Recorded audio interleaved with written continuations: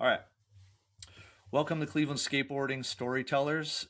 Today, my guest is Vince Frantz. Hey, Vince. Hey, what's up, Christian? All right. So let's just get right into it. We were already chatting before I hit record.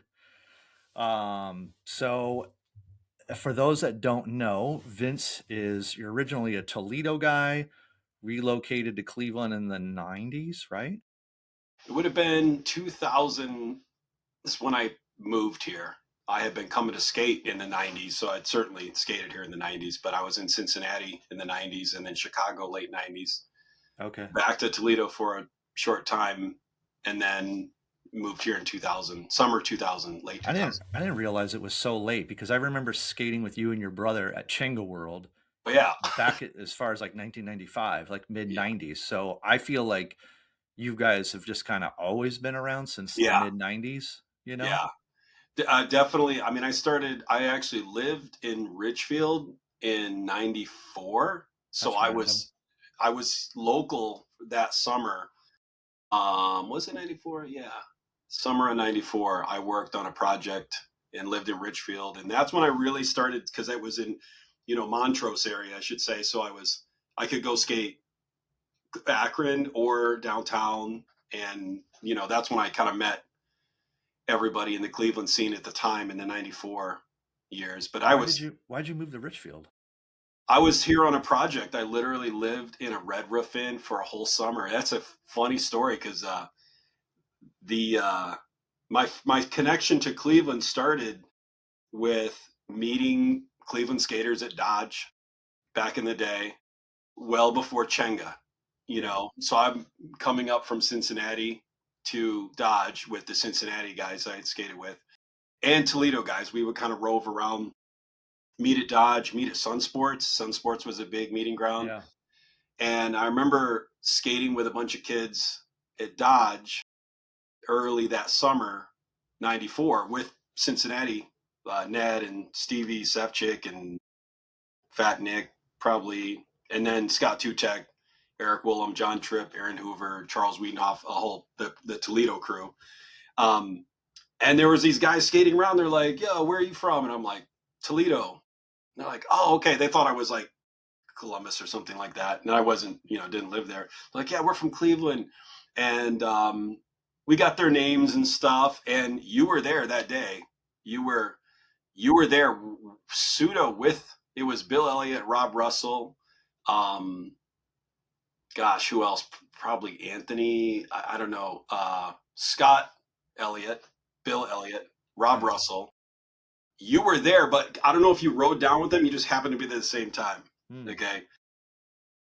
I remember you because you had pretty much jet black hair, I feel like. And we were all skating you know how they have that street stuff and they had the snake run and everything. But you were ollieing like straight down to the bottom of the flat, like from down that. So you were like treating it like a set of stairs Yes. that day. Wow. Now does that make sense? So Yeah, no, it sounds like I something. think you had a wrist Sounds like guard too. me. So Yeah, I have footage of me from that time era. Yeah, 94. I have footage of me skating Dodge. No, you know what? I didn't have jet black hair, but I had my blonde hair, but I had it cut. I had like the Ramones cut going, yeah, that's what like I mean. full. I guess that's why I Yes, picture being black. It was sort yeah, of like it was definitely a type of cut. like the full on Corey Duffel haircut, Yes, like that's decades before Corey Duffel right. did. I was like trying to do the Ramones like total bowl cut, Yeah. and yeah, and I had double wrist guards back then. Yeah, Double wrist guards. Yeah. So that's right. So you were jumping down. And the thing is, I remember because Bill and Rob are like telling me who everybody was, and I was like, I'm staying in Montrose area, Fairlawn, all summer. I live by you guys. So I mean, this is going to come up more and more if we're talking about the 90s is how the hell did we ever meet up with anybody? How yeah, did you go around Ohio and see? it just happened, How man. did you get there? How did you say like, let's go skate together next week? Yeah, How'd that happen? So I literally told this dude, this kid, 16-year-old Bill Elliott, yeah, I'm going to be living in a hotel near you, Red Roof Inn. That's the only bit of information I gave him. So I thought, I think he gave me his number or something. Next week, I'm in my Red Roof Inn. Phone rings. It's Bill. Hey, what's up? I'm Bill. I'm from Dodge. Are you here? I'm like, yeah, I'm in Akron, you know. He's like, let's go skate. I'm like, let's do it, you know. He's like, hold on. Puts his dad on the phone. Hi, you're a grown man. You're in a Red Roof Inn. You're talking about 60. Yeah, that is kind of weird, huh? So, but but not for skateboarding, but still, he's like, Bill is 16. And him and Scott are going to come and pick me up. So he was like, I'm like, yeah, I skated, you know, whatever. Yeah, they came down and picked me up and gave me the tour. Akron one day, downtown another day, Public Square, all the spots. Went out to the Elliots, probably had dinner out there. I feel like we shot a shotgun or something. Jeremiah Hull was another skater with Cool. him. Yeah. Yeah. So Jeremiah, Bill, Scott, and then Rob Russell. Probably those four mainly. A solid crew right Bastion there. Wagner was in the Yeah. mix there. So it introduced me to a lot of people, but this is before Chenga. Okay, 94. So I kind of like got a dose of, I'm still in college at UC. I'm just working for the summer, a co-op. I'm like, great. So I had like some people to skate with in Cleveland. I didn't know anybody before that visit to Dodge. Yeah. When but one of the earliest memories I have though of skating up here was kind of first. I think went to Akron first. Took me to Central Howard, and I love banks. I love steep banks. At the time, Sun Sports had like kind of a ridiculous wooden steep bank that was kind of like the Burl banks in LA, like Jeremy Klein would skate. We're like, oh, we want to skate a steep ass bank, like just not a mellow bank, but something steep. Like if you did a flip trick on it, it was a challenge. And Central Howard's kind of like that, you know, like if you did it and it was rough and you couldn't really get a run up. I'm not going down that at all. That's you. That's you and Drew and every other guy that could jump down. But skating downtown was sick. And then that's where I think I met Ben Barnes down there and Matt Studier around that time. I feel like, but you remember skating Cleveland in the early 90s downtown at night after 5 o'clock. It was such a free for all. No one really bothered you, and you'd be skating. There's a session, right? We're jumping down this thing, and then you look down the street, and there's another guy skating over there, and there's no one in between. There's no crowds. There's no nightlife or anything. And I remember skating around downtown with Bill and Rob and everybody, and you were down there too. And I think you might have been with Chuck or you had somebody with you, but we were not skating the same things at the same time. We would cross paths, skate a little together, whatever. And it was just, I feel like it was just like, that was like a regular occurrence down there then before the Gateway project and everything that kind of like started to clean it up. But it was impactful. It was only a couple of years for me skating in Public Square, you know, downtown Cleveland. And prior to that, I was, you know, skated downtown Toledo in high school and early college, and then Cincinnati spots. And but Cleveland was, I always wanted to get back to Cleveland from 94, especially the park and the Cuyahoga Valley National Park. Like I'm from Toledo where it's like flat. Yeah. It's swamp, you know, but that national park, I think, is one of the best things going for that, you know, the whole Cleveland area, you know. That's amazing. But yeah, no, to your point about skating downtown Cleveland in the 90s, it was and meeting up with people. Yeah, I mean, I'm sure like me and my friends called each other, you know, or it was just this thing like, okay, tomorrow 6 o'clock, whatever, Public Square. And like you said, you'd go down there and just there'd be different squads. We all knew each other, but it was like different groups. We either all meet up at Public Square, and then some people had an agenda to go here, some people had an agenda to go there, and we just kind of crisscross each other like all night long. And it was like, like you said, back then, the 90s, downtown was dead. And it was way more dangerous than it is now. Well, that too, right. You were by yourself. You had to stay in a group of people. Like it was super dangerous and no nightlife. And it was our own private skate park. Yeah, it was great. Yeah. It was cool. And I think the East some East Side guys were coming down there at the time, and I didn't know. I thought all you guys lived together. I didn't know about East West. Um, and then Bill and those guys, we met Mike Larkey through Bill. I think Bill was, I think he came and visited us in Toledo a couple times and brought friends. And then he was like, yeah, this park is opening up indoors. It's a secret. Come skate it. It's like 1995, only a year and a half later, winter 95. And so I don't know how we just used a map. I don't know how we got the address to.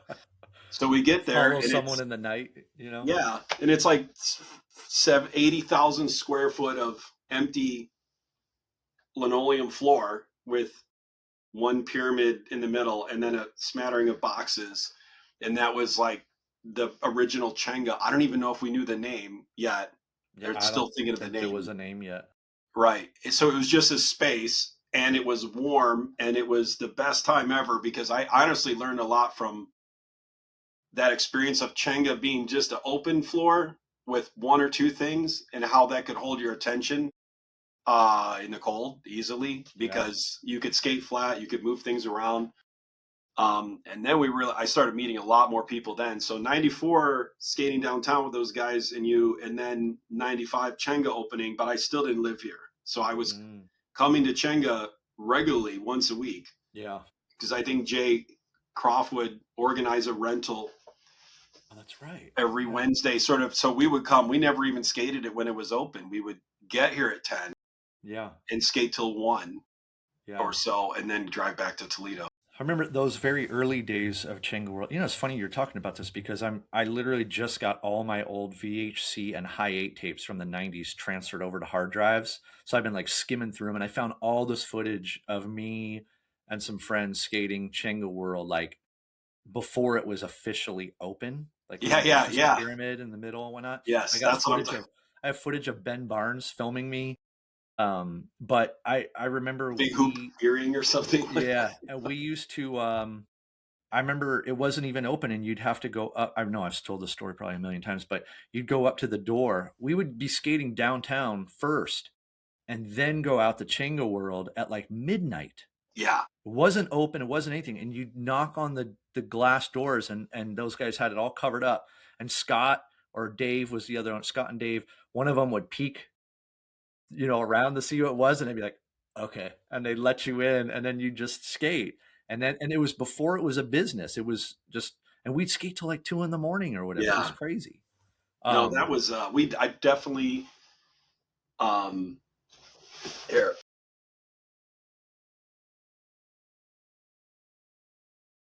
Here's all 8mm. There you go. This is 90s right here. Yeah. I have about 6 handful of these. Wow. That I've been capturing.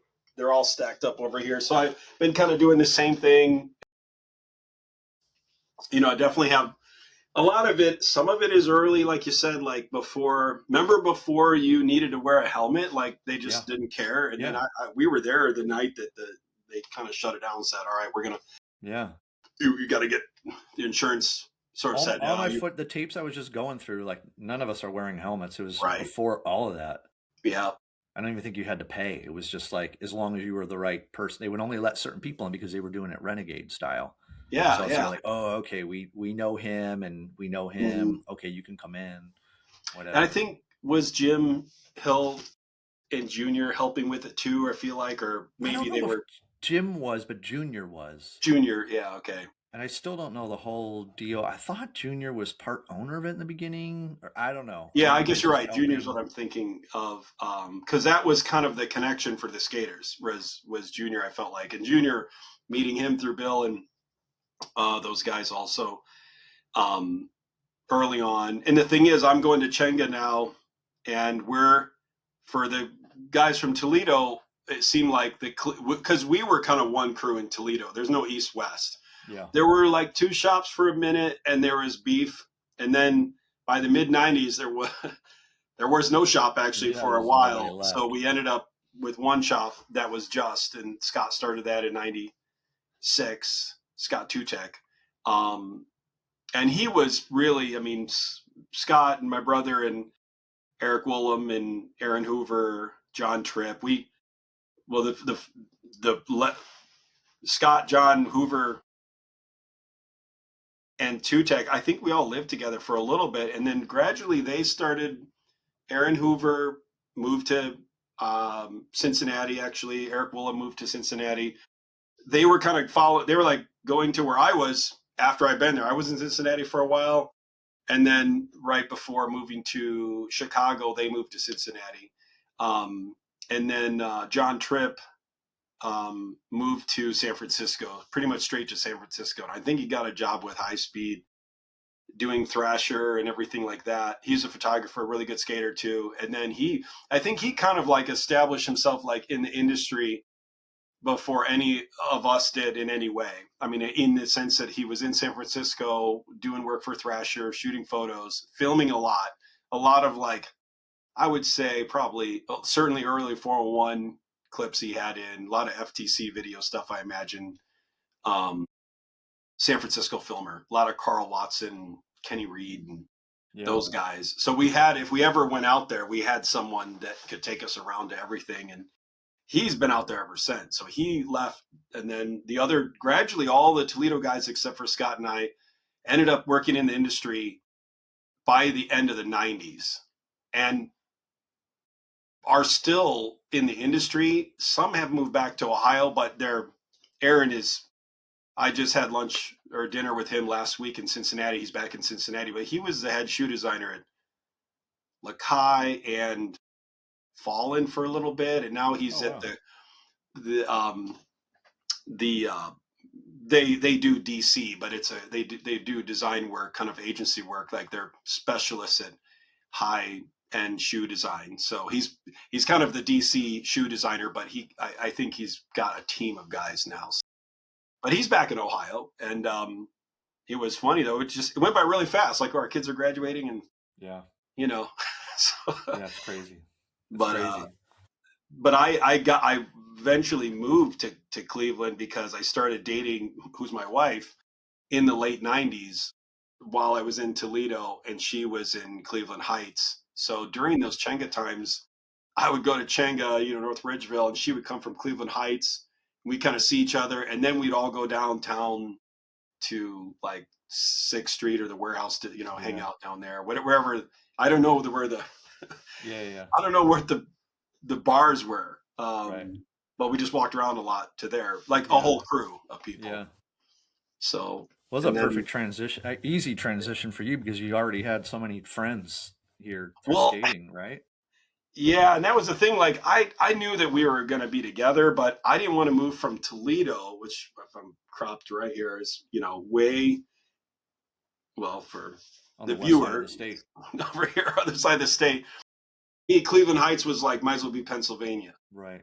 So, but Matt Studier and Ben and I think Matt lived with Rob Parkin. We were going to hanging out in Lakewood and 117th area a lot, and West Side had opened.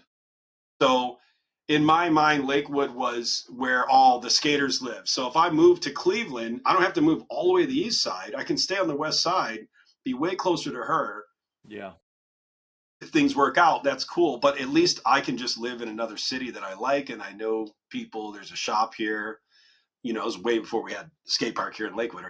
Yeah. But that's how I landed in Lakewood, right? Was just because of those relationships. Yeah. And then wanting to be closer to Kathy. And then when we got engaged and married, she just moved in with me in Lakewood into my Okay. double. Well, thanks, Kathy. Thanks for bringing Vince to us. Yeah. Before we go any further, I want to read. I wrote on the Cleveland Skateboarding Instagram years ago.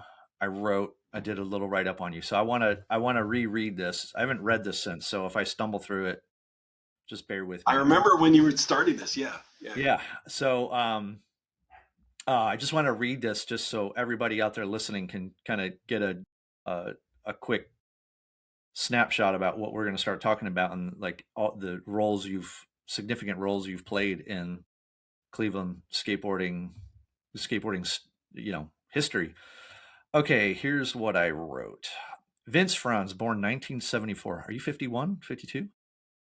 Turned 52 just the Oh, other day. you just did. That's right. I sent you a You happy wished me birthday happy birthday message. That's right. Tuesday. I I just turned texted you. 52. Yeah. Yeah, 52. Started skateboarding in 1987. All right. Vince Franz always had a drive to do more for skateboarding. He wanted to give back and be creative somehow, some way. Let me put my glasses on. Yeah, put your glass. Yeah, because I'm almost 51. In 2002, he made the classic local video Remote Control. Yeah, yeah. Oh, look at that. Oh, boom. There you go. Yeah. I dug it out of my bin before we started this. This VHS tape featured some of the best Cleveland skaters of the time. After releasing Remote Control, Vince set his sights on something bigger, something that would really give back to skateboarders for generations to come. Vince started work on getting his hometown of Lakewood, Ohio, a skate park. From 2002 to 2004, Vince got a crash course in dealing with city politics. Though he didn't start this journey alone, with help from skaters like Mike Larkey, Andy, how do you say it? Lidl. Lidl, Yeah. and Stosh Burgess. Burgess. Yeah. Vince did become the face and the voice politicians were going to see and hear from for years to come. He learned how to organize and appeal to city mayors, council, parks, and rec, design and planning, and many more departments of local government. He knew the power of speaking clearly, being educated on the subject, and putting on the right clothes for the city meetings. In 2005, Lakewood Skate Park was built, but Vince wasn't done yet. In that time, excuse me, in that time around 2004 to 2005, he started the Public Square Group. Again, many friends helped him on that journey, but Vince was always our visionary. In 2009, Public Square Group became a fully incorporated charity. Vince and crew were committed. The mayor of Lakewood was sending other mayors and even mayors from Canada to meet with Vince for guidance on how they can get a park built in their city. Over the years, Public Square Group has done skate camps, put on 12 years of East meets West, got parks built in cities, bought the skate kitchen truck so they can bring a mobile skate park to neighborhoods to raise awareness, raised $30,000 for the Cleveland Park, raised money for DIY spots, and many more events. As of recently, Public Square Group just sent the city of Lakewood an 18-page proposal to expand the park, which I obviously wrote this a few years ago, and that just happened. There's a new bowl there.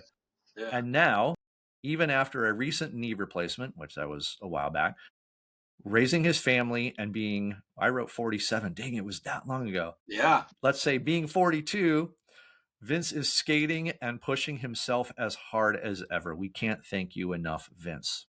Dude, that's great. That's funny. I remember we talked for a long time and that was a good summary of stuff, but I know we went off on a lot of tangents, because you were a lot of it was you hearing it from afar, and now you kind of knew a little bit living out west, and then you're coming back and we're talking about almost everything you just described happened while you were out west. So it was a lot of exposition for you, but you kind of came back and there was already a Lakewood skate park and there was a Crooked River. And then I don't even know if you ever skated the skate kitchen, the indoor, key. I did. I got to skate it like a couple times. Yeah. Yeah. And then I was at some of the mobile events, but yeah, for me, it was like, yeah, totally. You came to quite a few of the outdoor, ones. But yeah, when I moved away to California, it was like I'd come back like 3 times a year, 3-4 times a year. But it's always like I come in,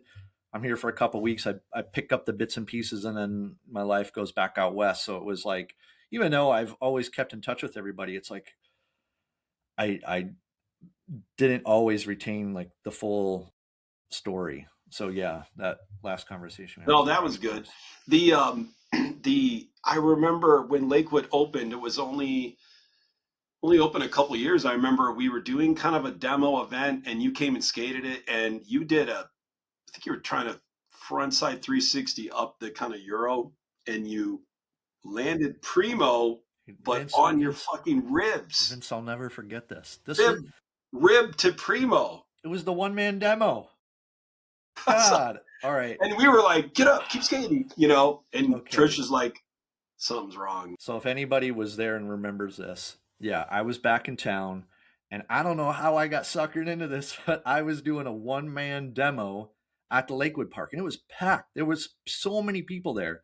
And I think I started grabbing like all of our buddies. I'm like, you got to skate with me. You got to It, skate with me. I it was cannot. a one man demo because you're the only pro, but we had other guys there to Yes, demo. They right, don't know who's who, you know, right. but I, essentially you're going, I know how to hold a demo together, and you're going to, you know, I think you probably learned from Mike V what it takes to put Right. a demo on. So I was like, all right, I'm going to do this. And I will never forget this because this is maybe the only time this has ever happened in my life. I've done thousands of demos in my lifetime.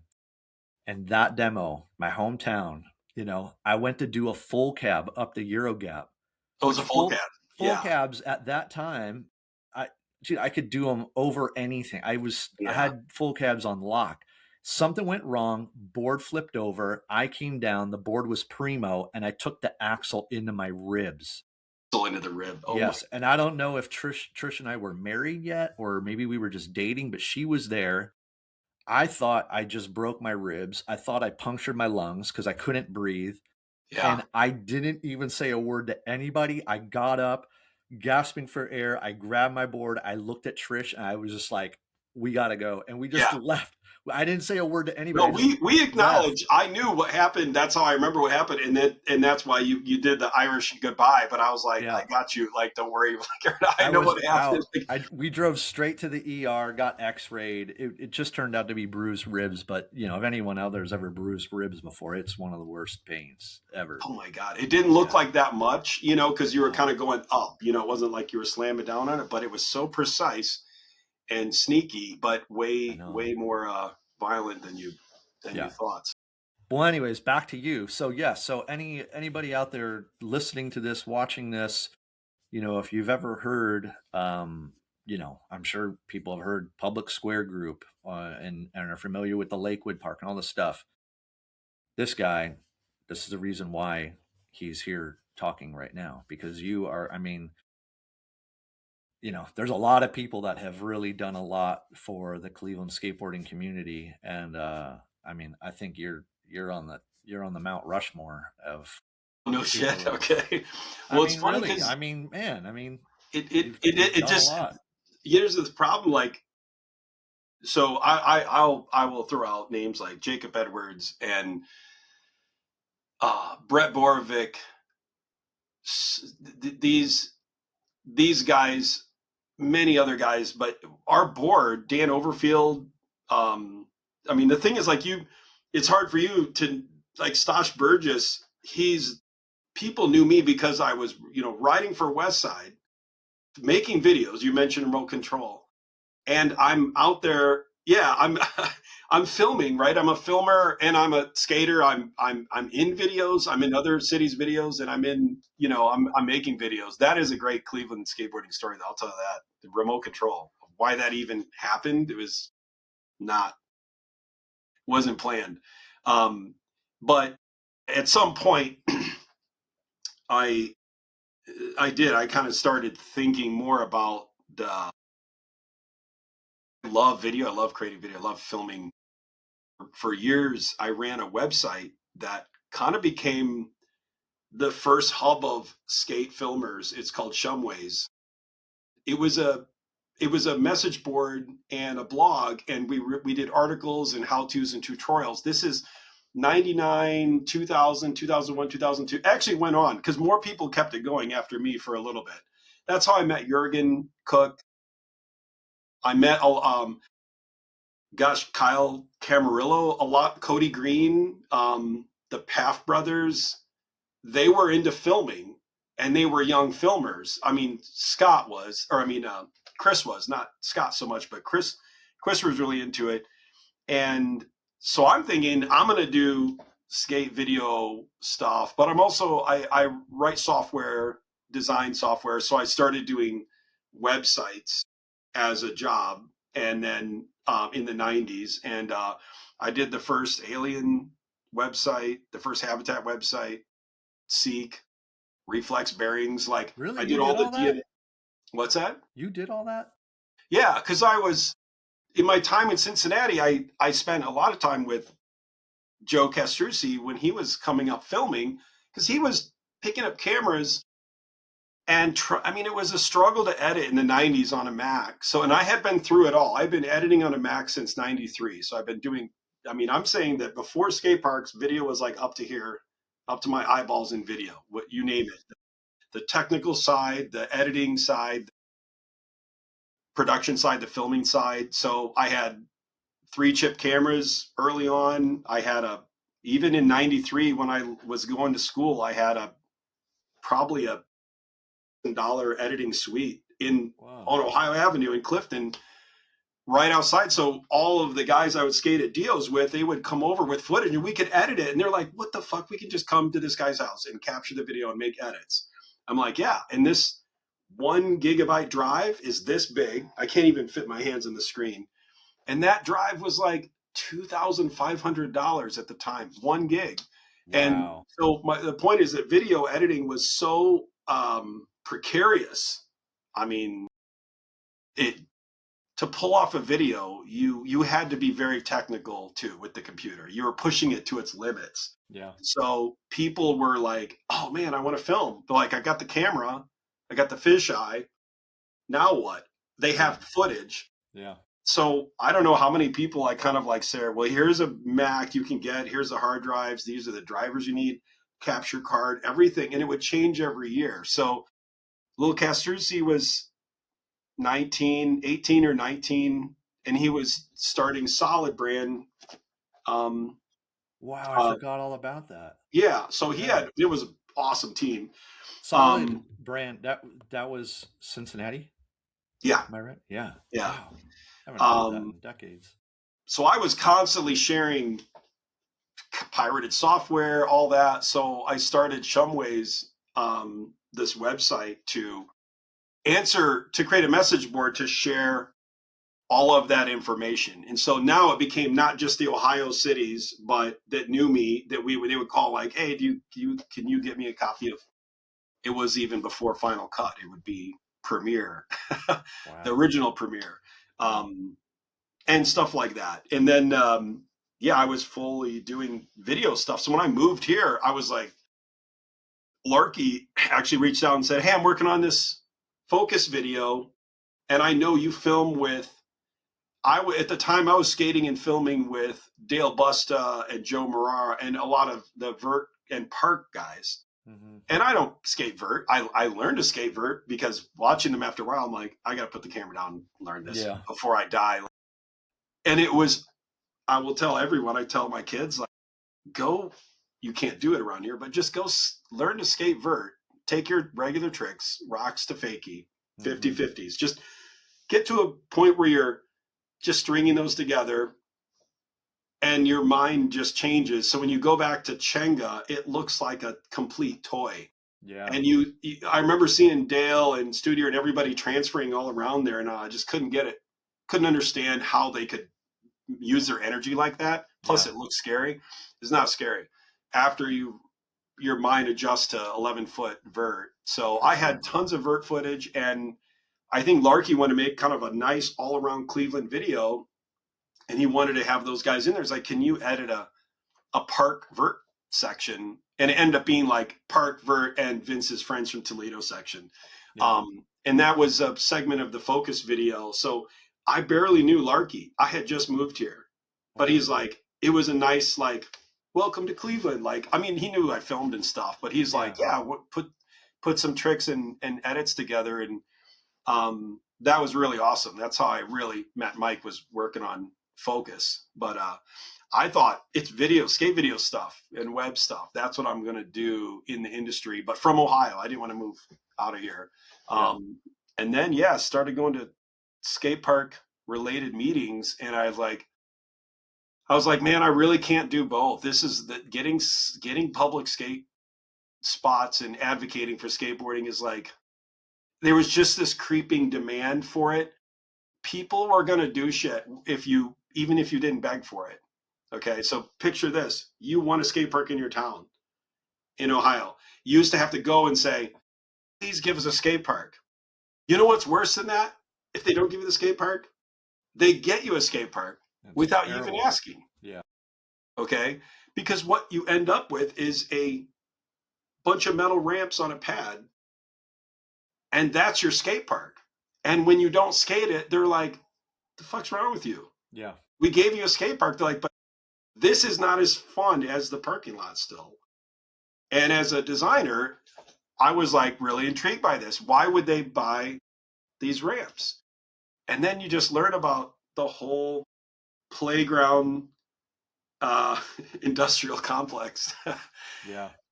These companies that I sold you your swing set and your tennis court nets, I can sell you ramps too. Okay. And they have a relationship. And in Ohio, all of the little towns around here just got your standard black metal ramps on a tennis court or asphalt or something. And it burned me up. It was so, because then that park nobody would skate it, and it would get tagged up, and it would become a place where nobody would go. And then the town over would go, oh, that town built a skate park, looks like shit. Yeah. Good thing we didn't do that. Yeah. So it was getting worse for getting anything good. And also around the same time, there was a message board, SPS, the Skaters for Public Skate Parks website, that was started by some of the Burnside dudes, actually, and guys who went on to do a lot of Northwest stuff. So now all these people are jamming away on keyboards, sharing opinions on what skate parks could be, because it's the 2004, So now I'm like, I'm on a video message board and I'm on a skate park message board, and arguing, but constructively, answering kids' questions over here, and then talking about theories over here with the, Ocean Howell was writing all these things he's a professor, he does like architecture. And so it got to be like really high-minded thinking, like, what are we doing with skate parks? Like, why doesn't Public Square just allow us to skate? That's what was good. So you get into all these like use of public space arguments, whatever. So it was like getting real intellectual in the early 2000s. And that was intriguing. And so the reason that's important is what we have in Lakewood was like the best thinking of the day. Okay. I mean, I'm telling you, like, if we're going to do something that was not metal ramps on the thing, and wasn't like Dreamland pools. They're like, what is that? Stop that. Some people were like, I have friends that went to Lakewood one time and drove off and said, fuck this, and I'm never coming back. Right. Because it wasn't what they expected. But what is Lakewood is it came from really just really re-understanding our whole attraction to unlocking the secrets of this toy. What would hold my interest forever versus, you know how it is, if you skate one very specialized object over and over, you just gets kind of bored. Yeah. But then these other weird objects never get boring for decades. So did you ever skate the Dio in Cincinnati? Yeah. Yeah. Isn't that where rumor has it? I don't know. That's where GSD invented the boneless. 100%. Yeah. Yeah. That's it. I mean, for people that live there, you wouldn't mention that without mentioning, I think, Mark Mounts, another local skater at the time who contributed to that. I think it was Mark. And this is all here, so I didn't live there, but I still talk to a lot of the Cincinnati guys on Facebook and stuff like that. And some of them are gone. Some have passed away. Some are still around. And I was only there for a short time, but I was so intrigued by the Dio, that spot being something that GSD invented that in probably 1980. Okay, so now you have this accidental skate spot, wasn't designed for skateboarding, yet for decades it maintained relevance. Like, EMB or Love Park or something like that, you would want to go find old photos of people skating and BMX riding at the Dio. And so when we did Lakewood, I'm like, this is what we want. We want a timeless spot that you can always meet up and skate. Yeah. It's not skate parking, it's skateboarding. Right. And the elements of the Dio were there was such a social element too, because of the way you kind of stand next to each other before you, it's Yeah. not two ramps facing each other. Right. Right. You know, so very much Lakewood is like, stand here, push that way. That's how we started. And then by doing that, when you're congregating on one end, you're sort of talking to each other. And you're going, oh, what's your name? You know, or you haven't seen someone for a long time. Yeah. Okay. And that just stretches out the time that you will want to keep skating. Mm-hmm. And the objects can't be too hard to skate. They have to be easy for everyone, but they have to be the type of objects that you can do something very hard on, mm-hmm. so that it attracts all the skills. And that was, that became the direction of designing Lakewood. And so by now I'm like, not thinking about video at all. Everything I'm talking about now is like, that's where my head's been for skateboarding this whole time, is like, how did that version of skateboarding that we're a part of, how did that evolve? It did not come from X Games. It came from empty downtown Cleveland. Public square. Exactly. Like when I skate Lakewood Park, there's so many elements, especially all the little ledges that go off the curb, the manual pad section. In my mind, it's always a nod to one of my favorite things about Public Square when I first discovered it in the late 80s was, there were all these granite, marble, whatever they were. I think they were granite ledges that went out. You had a variety of that. One that went out over a 2-stair, a 4-stair, 5-stair, mm-hmm. and to just rip a board slide across something that was low to get onto. Yeah. But then had a drop off of it was just, I remember doing it for the first time. It was just such an amazing feeling. So yeah, like when I skate Lakewood, I've always felt like it has that kind of energy of like, you go to Public Square in the late 80s or the early 90s or mid 90s, and it's like everyone's there and you're kind of like congregating in the same area. You're hanging out, you're catching up, taking turns. You know what I mean? It's not just everybody, dropping in on a quarter pipe to hit something in the middle to pop out on the other side. Right. You skate Hudson a lot, and the picture of Hudson looks awesome, but the feeling at Hudson is anxiety. You can't, it's not a conscious anxiety, but you're not able to just drop in because there's so many ways for someone else to come through when it starts to get heated, when it starts to get a session going on. Yeah. And then the cross traffic can be so great. You have to look like 8 different directions before you go.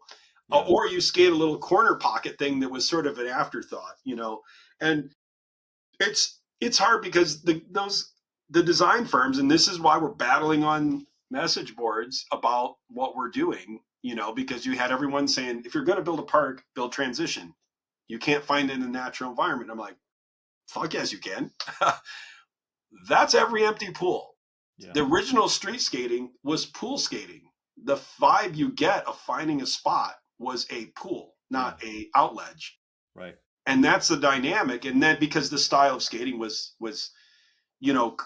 I wouldn't say it was influenced by surfing, but by then it became skateboarding, I think, in the Z-Boys, Tony Alva stuff. It had its own identity. And I know that they were surfers as well, but I look at bowl riding and street skating as this is the reinterpreting public space, part of your mind. Okay. Once you build a wooden pyramid like Chenga, you're not in either frame of mind. Mm-hmm. You are on TV. You are Monster Drink Energy spectacle, and it's for the cameras. Right. So what was tough in the 2000s was we had the X Games on TV, which is designed for advertising dollars. They didn't put freestyle skateboarding on X Games ever. It doesn't sell ads. You can't watch it. It's not extreme, first of all. freestyle skateboarding, like primos and pogos. They do it. That other, especially in Europe, they have freestyle competitions. So they're looking for big jumps, big air, all that. So the cities are going, don't y'all want big air? That's what the playground company is, ready to sell you. Ramps, half pipes, and it's not sustainable materials. It gets boring really quick. So there was a lot of Lakewood was sort of like, we're going to do this against the grain thing, and the people that built it had never even built a skate park, and we're like, that's fine. The people that built Dio never built a skate park. Every outlet you like was not built by a skate park company. Right. So we have to get a design that's good, and then the skate park technique finishing, that was hard. We had to get them to pour a test area to prove that they could finish it, because that was the part that we were worried about. Everything was like broom finish and stuff. So well, I gotta say, from my personal view, I mean, there's not a skate park in the world out there that people won't complain about. Well, yeah, whatever. And I always kind of go back to like, well, it's like we could go in a parking lot and skate a parking block and have a blast, right? Yes. Right. So, dude, whatever you put in front of me, like, come on, like, you can have fun. Like, I get it. It doesn't have your favorite this or your favorite that. So that's fine. Whatever. It's okay. But I will say, for the time era that Lakewood was built, and I've skated a lot of skate parks around the world, I will say, like, it's a unique play. It's a unique park, and I've been to so many parks where you roll up and it's like the same stuff. It's the same this, the same that. And I've always appreciated Lakewood for its kind of out of the box design. I mean, remember, when they built that whole, that skate plaza down in Dayton, like, people rant and raved about the skate plaza.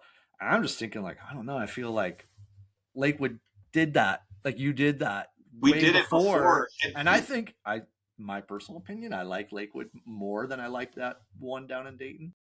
Well, I was working for Alien at the time. So I had phone conversations with Rob as that was coming online, because Lakewood was going to be done first. Okay. And at the time I was talking to his cousins quite a bit. They connected me. It wasn't even through Alien. I think Chris had him talk to me. And the topics are, what do you do? The topics we were talking, I certainly agree with the layout of the plaza. It's big stairs, and there's lots of different stairs and out ledges, and it looked like an actual thing. But it's like, for the budget in the area, yeah, do all that. But the interesting thing, the disagreement not a disagreement, I was very much like, we're going to not have coping on the ledges. Okay, those out ledges aren't going to have coping. Yeah. Some of the ledges we're going to put coping on, because we know that bikes can come in really quick and hit those. But the ledges that don't have coping in Lakewood are the ones that they don't measure up. It'd be really, really it'd be real awkward to try to get your pegs on them if you came in. Okay. Yeah. But the out ledges, you can't do it, right? Because the pegs are too high. And then by the time you hit it, you're done with the ledge anyway. So those Pier 7 blocks and all that. So for those, and this is how nerdy it gets, like, we have to put a bullnose finish on the edges. Okay. And Rob said, I'm going to put this edge on it. Okay. Some of the best, he said, the best ledges he skated were like this originally. And then they kind of wore down. And I'm like, I know, but they were poured in the 70s and you wore them down in the 80s. If you skate this the day after it opens, it's just going to chunk up. Yeah. And that's what happened with the skate plaza. The stairs are all good. And the other thing is, the plaza has a skate park finish, which is awesome, right? But every stair you jump down had broom finish, a little bit, or marble. Okay. But with the skate park finish, it doesn't hold the friction. So you had that big set of stairs in the middle of the plaza. It's really hard not to slip out. It's Yeah. like jumping onto a Home Depot floor, Right. from Right. really high up. And Lakewood, they made us put a broom finish at the end of the stairs because they said, well, you said you want a real stairs and state law says we have to have a broom finish. And we were like, no, well, okay, how fine of a broom can we get? So that right there, the finish and the edges, it was almost like, I don't know what to do. No one's done it before. So we did this and Rob did this with the ledges, and we did broom finish and he did not, because it's like, I hate, falling on my hands. So Lakewood, your hands get ripped up, but you don't slip out, you know? So Hey now man, if you're going to be a Clevelander, I a know street skateboarder in Cleveland, you want the legits, you want the that's right, props. man. You got to get your skin just sanded off at every spot. Yeah. But Larky, Mike is not, he was helping with this, and he doesn't really. We were talking when we had the grand reopen. He's like, I don't remember how much I did with this, really. I'm like, no, dude, everything you're doing, I'm showing him, a guy who would probably never set foot in a skate park.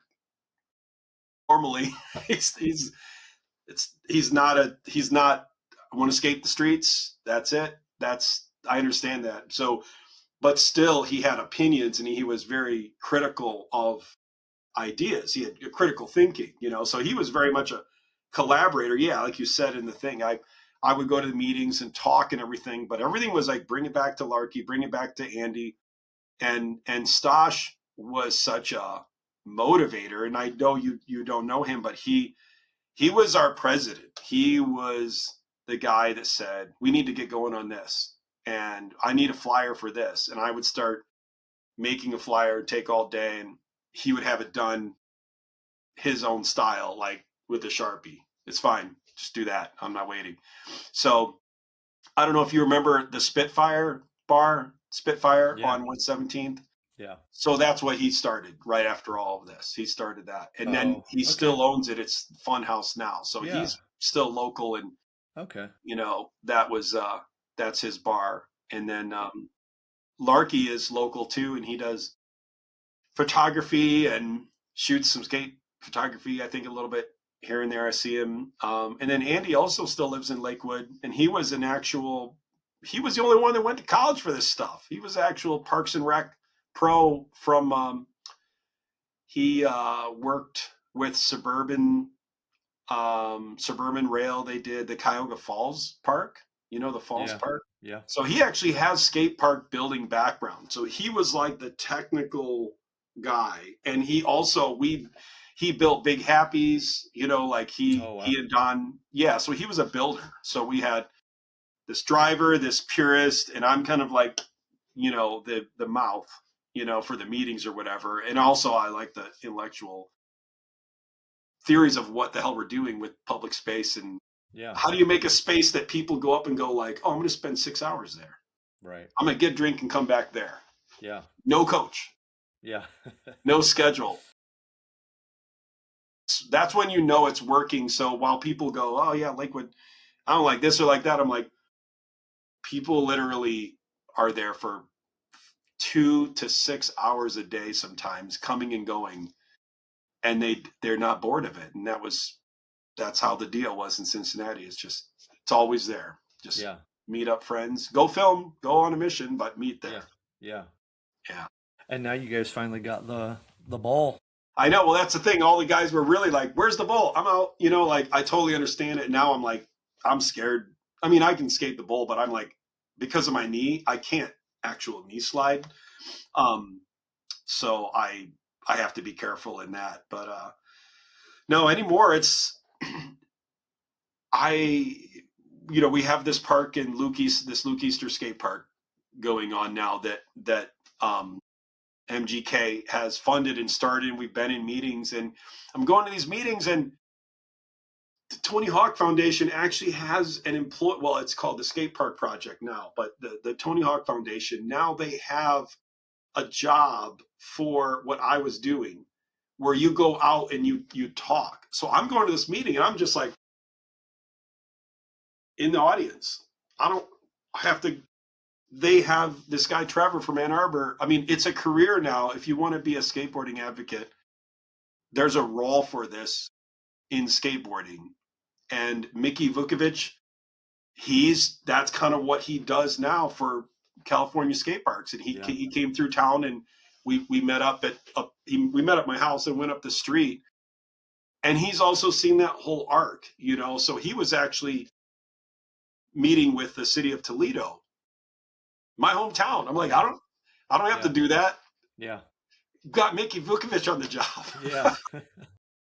Telling the story, you know, of what this could mean. I mean, they're traveling and and we all have gray hair now and stuff. So it just Mickey's a good guy to be doing that. Exactly. You know? He has a presence about him that people they stop and they listen and respect when he talks. You know what I mean? He's a good guy for that role. Wow. Yeah, I'm just, if I not had a family and business and all that, that's a path now that didn't exist. Be a, you know, pro skater, own a brand, team manager, filmer, editor, photographer. Those are the paths. Yeah. And you to be this thing in love. And now the whole skateboarding advocacy nonprofit thing you can make a living at. And the world's evolved where that's what is in nonprofit. I mean, we made Public Square Group nonprofit. We tried to join existing nonprofits, and they said, no, do your own thing. That's what you got to do. So we started Public Square Group because these are the guys that we skated Public Square with, and it was that ethos of having places that would help, you know, bring that dynamic of people being able to meet and skate all day long, not get stabbed. Yeah. And it needed to sound corporate at the time. It needed to sound like official. It's a good name, man. Yeah. That's a really good name. One more point I wanted to talk about the design of Lakewood that I really like is I'm so happy that bowl is in. Not that I even really skate the bowl that much, but I love it because we have this skate park out in Oceanside by my house that it's a really big skate park, but the bowls and it's like the street course it all kind of like wraps together, but the bowls are like, they're right there. Yeah. So I've always said, like, I really, I love that I can go and skate my weird street stuff on the street course, but the bowl is right there. So every time like I take a rest, I'm actually like taking a rest at the lip of the pool where like my buddies that are, you know, the pool skaters or whatever. Yeah, the Sunday morning crew. Yeah, so that's what I really like about. I like that bowl got added to Lakewood because it's really nice to go up there and all my buddies that, you know, I roll up with my buddies that we want to like skate the weird street stuff, but then all of our buddies that are there to skate the bowl, they're there, and we're all right there. You know what I mean? Yeah, it's really cool. I like it because I've been to parks where it's like they separate everything out. And it's like, oh, well. Or they put it too close together. So you end up, you know, drop it in on transition to hit a manual pad. Right. And it's like, it doesn't. So the original design was the street area that you see now and a dedicated enclosed in bowl like you see now. The theory was back then, instead of building a skate park, Joust, Hudson style thing, you have something that's pure street skating style. And I wouldn't call it a plaza. Rob's thing is a plaza. Those are big things. This is just street, meaning you are ollieing, you're pushing as a key part of it. There's no gravity fed joust happening. Yeah. But then the other side is round wall transition, which is another pure form of skateboarding. Mm-hmm. Not a quarter pipe. And not necessarily even an empty pool necessarily. Like Hudson is a little more pool with the concrete coping. We're like, yeah, those never get boring. Those two things never get boring. It's the hybrid things that get old. Now, if you're a pro and you skate and you travel, you would go anywhere and say, well, this is awesome. Like, it's not for you. It's for the people that live here. Yeah. And are coming off their porch step and deciding, where should I go? And now the hope is that they wouldn't think at all. They would just go to the spot. Because without everyone going there to start, you don't have the people. So the other object that's not in the drawing are the people standing there. So if it doesn't actually attract them, then no one gets the people side of the skate park, which is why we call it a skate spot. Skate spots are where you go because it's fun, but because people are there. Yeah. It's not as fun to skate a spot by yourself, Right. just for a little while. Yeah. You look at who does it. Willie does the curb. Willie Santos does the curb wars, and Yeah. you got a whole bunch of people standing there watching Slappy Curb Time, Yeah. or the Harding School, in Lakewood. Mm-hmm. People don't go there because that red curb is so damn awesome. It's because that Sebastian or Jaws or whoever was there, rest in peace. And that's the other dynamic of skateboarding, that it's the playground guys don't understand, that if you don't attract the right type of people that complete the experience, not that people are wrong, but you don't have kids meandering through the skate park at Lakewood on bikes, just mindless, like, where am I? Yeah. Yeah. And that means that it keeps the level of experience for everyone else up, and it keeps those kids out of danger. Yeah.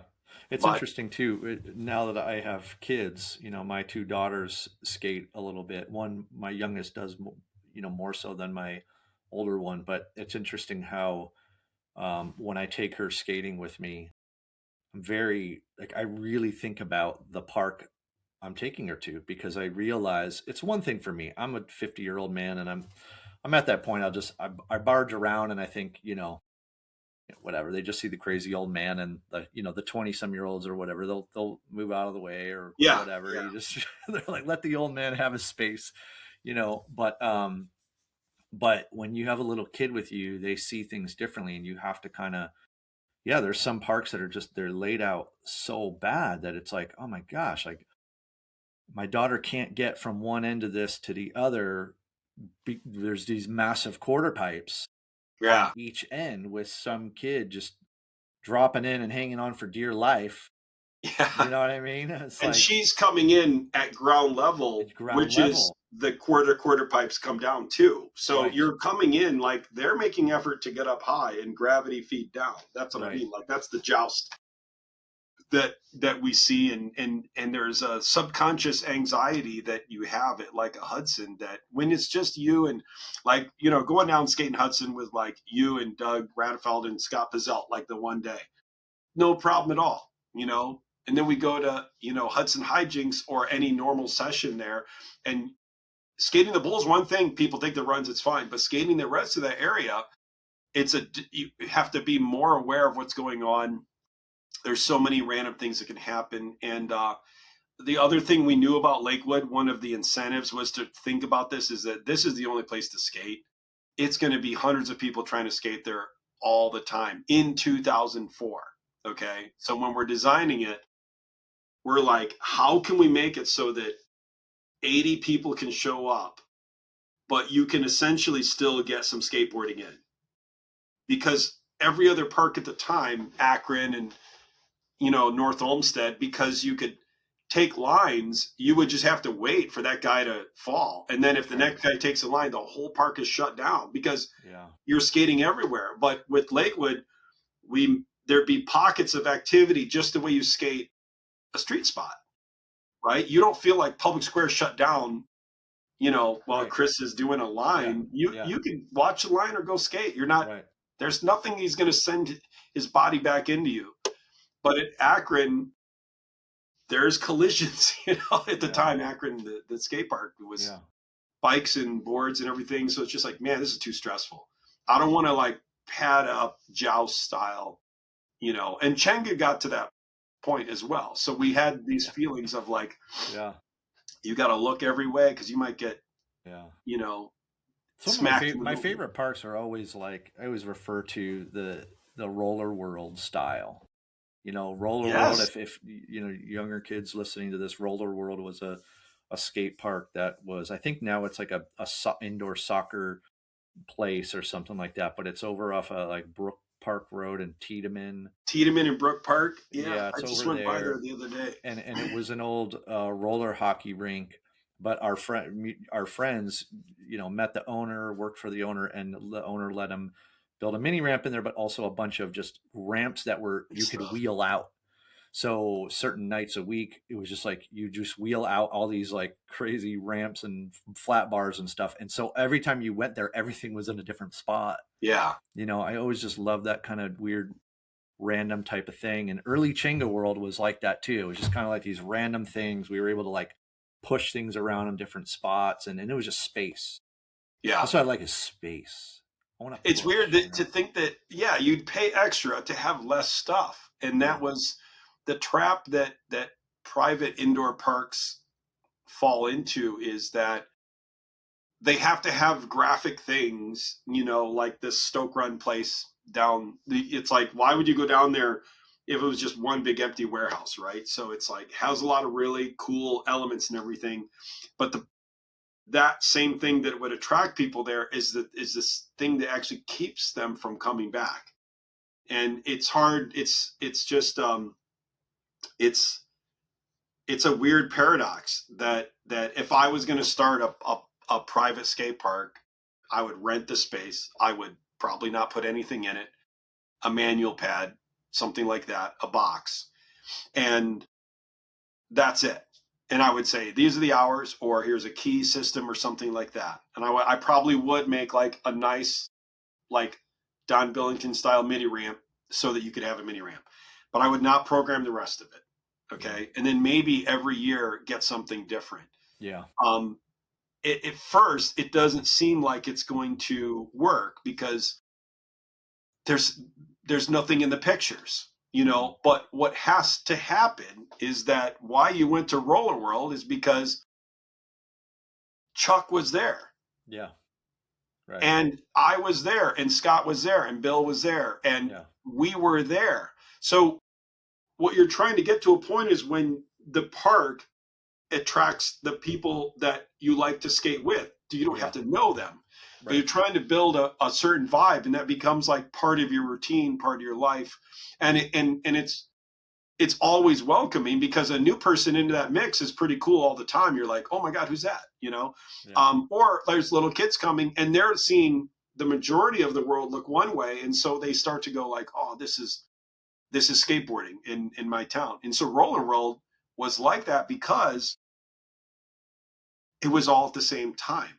Yeah. It was only Fridays. Yeah, something like that. Yeah. In the beginning, it was like one night a week or something like that. And I think it always was 1 or 2 nights a week. Yeah. Okay. So the secret is, if you have it every night, what are the chances of you getting there and no one's there skating? You're like, oh, this is boring as hell. Right. But by only doing it on Friday, the other part of your skateboarding experience that you want to be there subconsciously is there. It's going to be little Eric Vicarone or Chris Fiorella, or I'm trying to think of like even Jeff Mikett we would see at Roller World, young Jeff Mikett. So you would see kids skating and you would skate with them, and maybe you didn't know anybody there, but there were skaters there at the time. Okay. Mm-hmm. But if it's just empty and no one's there, that's really boring. So there's a social construct that has to evolve for the space to be successful. And that would have been, had he opened it every night of the week, it probably would not have been as such a great experience whenever you were there. Because you'd be you'd poking your head and no one's there, and then someone else pokes their head in, nobody's there. Yeah, it felt special because it was like, this is it. You gotta go. Like, this is the time. This is it. Yeah. There's a line. Yeah. A line to get in. Yeah. So here's two ideas of what I would love to do with a skate park. One of them I think is feasible. It's probably really expensive. The other one, I think you'll think I'm a total idiot, and all of our friends do think I'm an idiot. One is I would love to have a skate park that and with lots of different textures. Because one of my favorite thing about skateboarding, and like I always love skateboarding in cities, primarily like downtown Cleveland, is all the different textures. So you got asphalt, you got concrete, there's brick. You'll go to different places that has like granite or marble. Like there's certain buildings like over by Reserve Square across the street, there's a building with that white, smooth marble ground. You always go past that and try to manual cross that smooth ground. Right? Yeah. Just all the different textures Yeah. in the park. Like I love that. My other latest idea is, and this is because I'm really, I'm really, I love seeing people get creative with Yeah. skateboarding, and it always seems like I see these videos I'm drawn to are these skaters either from Japan, the East Coast, like New York City or something like that, or Europe, and they're Yeah. all dealing with these really bizarre, weird scenarios, and Yeah. they're like they picked a lock, right? They picked a lock and Mhm. figured it out. Like there's this spot in Japan that's got this like marble bank, but they put skate stoppers, they put these metal bars going up the bank from top to bottom, spaced apart, like Oh, I right, know what like you're talking about. so Yeah. they're going up in between and doing like Yeah. a 360 flip and land fakey nose grind down The bar. the bar. So I Yeah. was like, God, wouldn't it be so cool to somehow figure out to build? Now everyone listening to this is going to think I'm a total moron, but I would love to build the unskateable skate park. Build a bunch of wacky things that you literally will walk up to and go, "This is ridiculous. This isn't a skate park. What do I do with this?"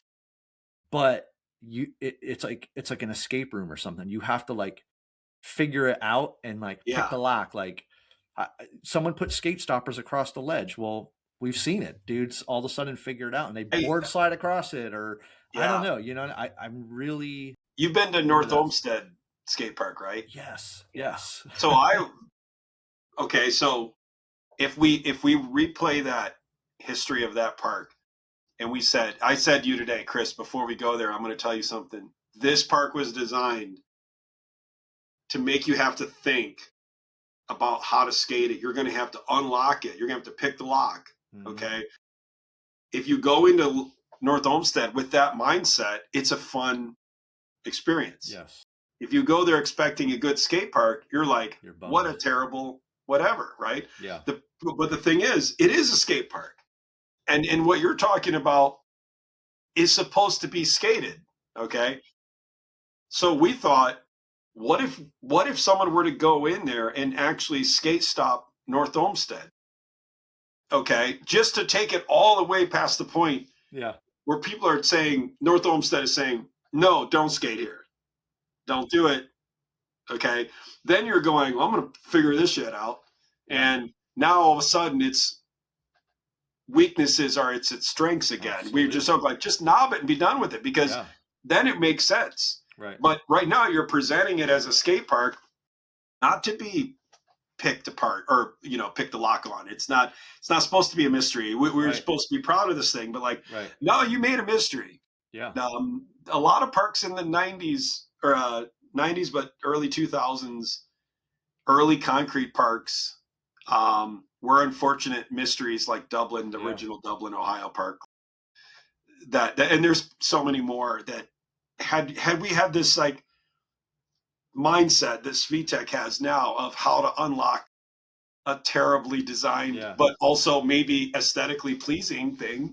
yeah. Oh, I meant to mention that when Lakewood opened, all these kids are skating it. The town is like, yeah, it's pretty cool. I mean, like, they really like it. The kids are skating here all the time, and they're going home to their towns and they're saying, we need this. And like you said, the other towns would call the city of Lakewood and say, who built your skate park? And they're like, well, we had a general contractor build it, but you just talk to this guy, Vince, if you have any questions about why it looks the way it does or whatever. So yeah, we would have mayors from other cities and everything. So anyway, they would come and look at it, and our city council would look at it, and people would come. They heard the skate park was so good. They get there and they're looking at it and they're like, what? This is like nothing. Yeah. There's They're none of the picturing X X Games. Games. Yeah, There's no X Games, and that's what's right. in their mind is spectacle. Yeah, And so I remember a school board member was telling me, he's like, it's kind of dull looking. I'm like, I know, right? Like a fucking asphalt parking lot in Cincinnati that yeah, yeah, inspired us. yeah, It's yeah, not winning any awards for architecture, but your brain can't stop unlocking it. has a when you are what did Gans what did he say that skateboarding was like glasses for your feet? That that's what Lakewood is for. You can just skate it like normal, but there's so many layers to unlock Yeah. that I keep going back and seeing people do stuff. And then they Yeah. forget that they did it, and then younger kids come and discover it again, and it's like Yeah. there's the normal shit, right? And then there's like, oh wait, you could transfer there, and now all of a sudden Yeah. people are and they're thinking it wasn't meant for that. Okay. So I never said that. I never said that I know what you're thinking. You're gonna do that. There's still a couple things that I haven't seen anyone do. I'm kind of surprised. What? Well, right now, I think the latest thing is I think that when I looked at the design that we presented back when you did that, I think you should be able to ollie the pyramid the other way.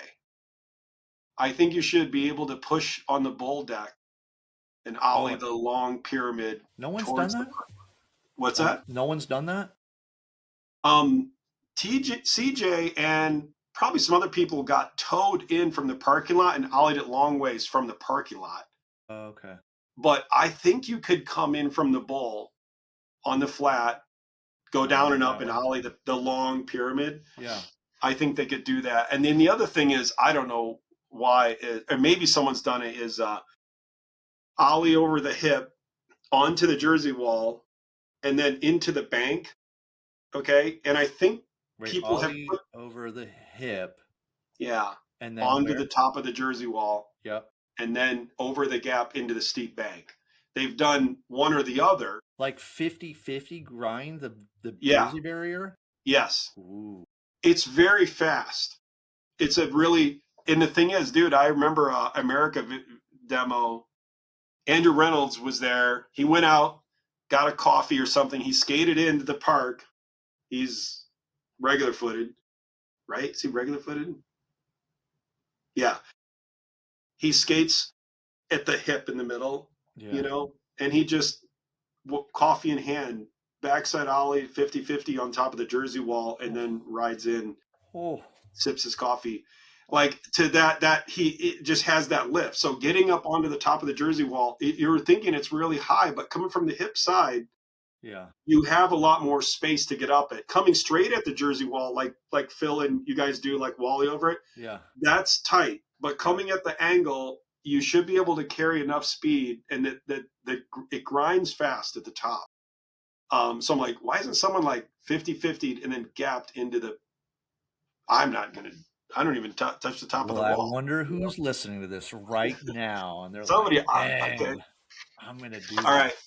Next one is no, just kidding. Yeah. I have a whole list of things that there's so many things I never thought of that. You brought up something when you were talking about all your early editing and building those websites all those decades ago. You made me think of an idea that I've had that I barely have enough time to do. I would love to do so much more with the Cleveland Skateboarding Instagram and all this, but it's like, having a life and a family, it's so hard to find the time, right? Yes, totally. But I have this idea I would love to be able to do it with Cleveland Skateboarding, but I don't have the time. So if there's anyone out there, maybe you probably don't have the time, but I would love for somebody. Let's hear it. Somebody in Cleveland skateboarding community to build like a website, a YouTube or a website or something and catalog every local Cleveland skateboarding video, big and small, everything, from remote control to Iron Wings 216, to like every little, if anybody made like 1947, remember Matt Minch's videos? Yes, 1940. All those. I mean, even to like the kids out there that made their little video of their crew of friends, and like there's one that there was one that came out. These BMXers made in Garfield Heights that I was in 1989. Right? It's Oh my like God. I mean everything to just catalog everything. I just think it would be so cool. I personally like I started Cleveland skateboarding this Instagram and this YouTube because this is like I would like to see it, right? Like I Yes. would, Yeah. and so I would love to be able to just sit down and go to a website or go to a YouTube channel and it's all there. Big from Iron Wings 216 to like Yeah. the smallest little. I would love to see like, oh, like me and my five buddies made this little video in North Olmsted in 1992, I know. or I would So there was love a to watch that. we did a Stosh. This was his concept. This is 2006 when he did this, and I helped, and so did Jules at West Side and everybody, all Public Square Group. It was called No Surfing Cleveland, and it Yeah, was an I art remember that. show. Do Yeah, you remember? yeah, Were you I around? remember it. Yeah. So the premise was get all the photos, even those photos of that were super amateur, crappy that you took with the Instamatic, just the crappiest camera because and it was so powerful when we had I think we had like something like 600 photos that we printed, scanned, printed out, some bigger, and we covered the walls of the art gallery with it. Okay. And we also had little sticky tabs, sticky notes, like little yellow sticky notes. So you could peel them and caption them because sometimes we didn't even know who some of the people were. Yeah. But like Steve Stabora and Tim Rigby and man, a whole bunch of East Side guys gave us all the photos and articles to scan. Gary Spear, um, I don't even know. Stosh just got them. We'd scan them, give them back, scan them, give them back. And I still have them all in a hard drive somewhere, but we printed them at Kinko's. It spent like hundreds of dollars reprinting these, right? But to your point, all of the weird little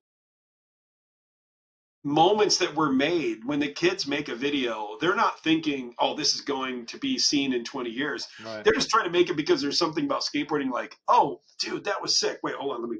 And then you want to take a picture of it, right? So you're doing it, and the skating's amateur and the photography's amateur, but that's part we're not. I played baseball through high school. I have one or two photos of baseball. No one's shooting photos or video baseball, but Good point. skateboarding, we lost more photos and videos of skateboarding than we ever had of any other sport. There's something about the visual. So capturing it and cataloging it and putting on display, letting people peruse it would be in that sense it was great because it was all at one time. So you saw a lot of people coming out that you hadn't seen in a long time because there was this show. Now Facebook just does this every day. That's what I'm saying. It was 2006 and kids are going like, people post old photos. That's not a big deal. Like, no one's seen these photos in the shoebox until we blew them up and put them on the wall Yeah. and let people drink wine around them because Yeah. it's an art opening. So, Yeah. Yeah. but I think there's value in what you're saying, getting that out there. Even those little amateur all of them, Garfieldites, whatever. all of them. I mean, I don't know. I'm just like, I mean, not only do I love obviously skateboarding, and I love skateboarding in the greater Cleveland and Northeast Ohio area, but like, I love like even the history of Cleveland.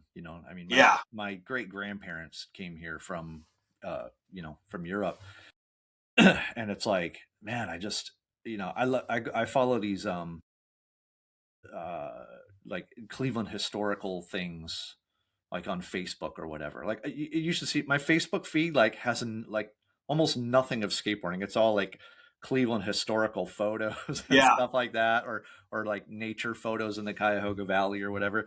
And it's like I look all the time. Like I just came across a photo today that was I was actually almost going to steal it and post it on the Cleveland Skateboarding Instagram, but it was a photo taken in like 1930 of Detroit Road and the cross street where West Side Market is. So in the background, you see the Detroit Bridge and the Terminal Tower in the background and all these Mhm. old timey cars. But you're looking at the photo and I'm like, there's a DIY spot right there right Right now. at the Right. Detroit Superior Bridge, right at the Yeah. bottom of it. Yeah. Yeah. Detroit Superior Yeah. Bridge. I'm like, there's a Mhm. DIY spot right there. And then like, Yeah. I'm like, man, the people in this photo in 1930 have no idea there's going to be a DIY spot there one day. And then, back in 90, I don't know, 97 or something like that, I dropped in on the Detroit Superior Bridge, the big down Like feed. the bottom of the hump going down. Yeah, Like, yeah. yeah. Oh I my God. dropped in on that, Yeah. and I was like, I zoomed in. I'm like looking at the bridge. I'm like, dang, It's the what? same surface. One day I'm gonna drop in on, like, you know what I mean? That's the same Yeah. steel that I'm gonna drop Same in on one steel. day. So, anyways, I don't know. I love all that history stuff, and it's like, man, I know so many people are. I mean, even myself, I've got a lot of these old Cleveland videos that all our friends made. I have them on VHS tape. I transferred this to DVD years ago, but I'm just like, God, you know, I don't know. I just don't want this stuff getting lost. You know what I mean? Well, I'm glad you're doing what you're doing with this. And I've had the same thought like, oh man, I got to start a podcast. I got to start a video website or just upload stuff to YouTube. I mean, like my, I'm, there's a sea of tapes and media here, VHSC, 8 millimeter, DV, 8 millimeter film back over here because now that I have all this shit, people are giving me like, hey, can you digitize my stuff? So Yeah. I'm just kind of poking away at it, but preserving it. And I do think, I've heard there's a, there's a, there is a podcast, Ohio Skateboard Oh, I've Connection seen on. him. I've done Yeah. an interview with him before. Yeah. I heard your interview on there. I don't know the guy's name, but he's had some people on that I've been, super good friends with and still talk to in this. And the thing is, I'm like, yeah, we need to talk about this stuff and these stories. And there's something about Ohio for sure. There's something about skateboarding, and there's something about skateboarding in Ohio that is a little different. And I've only lived in Chicago. It's the only place I've lived outside of this, but Chicago is Chicago, and it is Chicago. And there's Rockford and there's the rest of Illinois. You don't think of Illinois as a contiguous Right. skate scene. Right. Even Indiana. Growing up, I grew up closer to Indiana than Cleveland. No real, other than kind of Indianapolis, where Jeff Kendall's from. All the other towns are sort of sporadic, and there was Fort Wayne had a skate park. Angola had a skate park. We would drive to Indiana to go skate it, but once I think result of Sun Sports being in the middle and having connections with Gordon Smith and everything, the videos we saw, I didn't even know were Ohio at first. Yeah. And one of my favorite videos still is Gordon Smith footage, GNS footage. That footage is, one of my and it was sort of like, it was something different with that video, even though the boards were kind of like 1990s boards. The Dinosaur Jr., the 8 millimeter film, the aesthetics of it were so different. I'm like, it doesn't really compute that this is Gordon Smith. Yeah. I really couldn't grasp, like, this is not what I expect Gordon Smith to be San Diego SoCal vibe. And this was so grimy and grungy, it did not make sense. And then in hindsight, I understand that Carter and Mike Hill being from Dayton and it being full of Dayton footage and Columbus footage. I'm like, oh, that's why, because this is before I had moved down anywhere. So I'm a little kid watching footage and on a black and white TV, which made it even more artsy. I didn't even know the shit was in color. I had only a black and white TV at the time. That's awesome. At home. Our color TV had a blanket on it, and we put a black and white TV on. Awesome. When we bought footage, we only had a black and white TV, and it was perfect for that style of 8 millimeter film cutting, together. And still, like, man, what an influential video that was. Even though people they didn't really see it until they saw a memory screen, which is footage times 2. Right. You know what I mean? It's just more of that. It's more of the good stuff, less of the SoCal stuff, more of like, Yeah. oh, this is the look we're doing. We're going Yeah. to do a whole video like that, Yeah. memory screen. Yeah. And then I was like, okay, this is two things now that are like a new look. It's not Shut Skates on the East Coast or Paul Peralta, Santa Cruz, the big California companies. It Yeah. was like something in the middle that was unique. And not even knowing at first the alien was in Ohio as a kid. Like, I think I read at the bottom Xenia, Ohio, and I was like, wait, where's Xenia? As a kid, I thought they were making up a fake town Wow. That's to funny. go with the motif Yeah. of the aliens. Like, Yeah. let's just say we're in a made up town. I didn't know it was a real town. Wow. So, That's awesome. yeah. So Ohio is special, I think, with skateboarding, and it's got lots to talk about, a lot of interesting stuff. Yeah. Yeah. Yeah, so I'm glad people are talking about it, and you're doing it. You're holding it down with this corner, talking to everybody. I've really enjoyed hearing Dan Santovin. Yeah. His, just haven't really. Hung out with him quite a bit when he was kind of, what they call him, Climax Dan. Tracker Dan. Oh yeah, Yeah. Tracker Dan. No, I'm just Yep. kidding. I just thought that was funny that Yeah. he was almost Climax Dan. I know. Could be Climax Dan.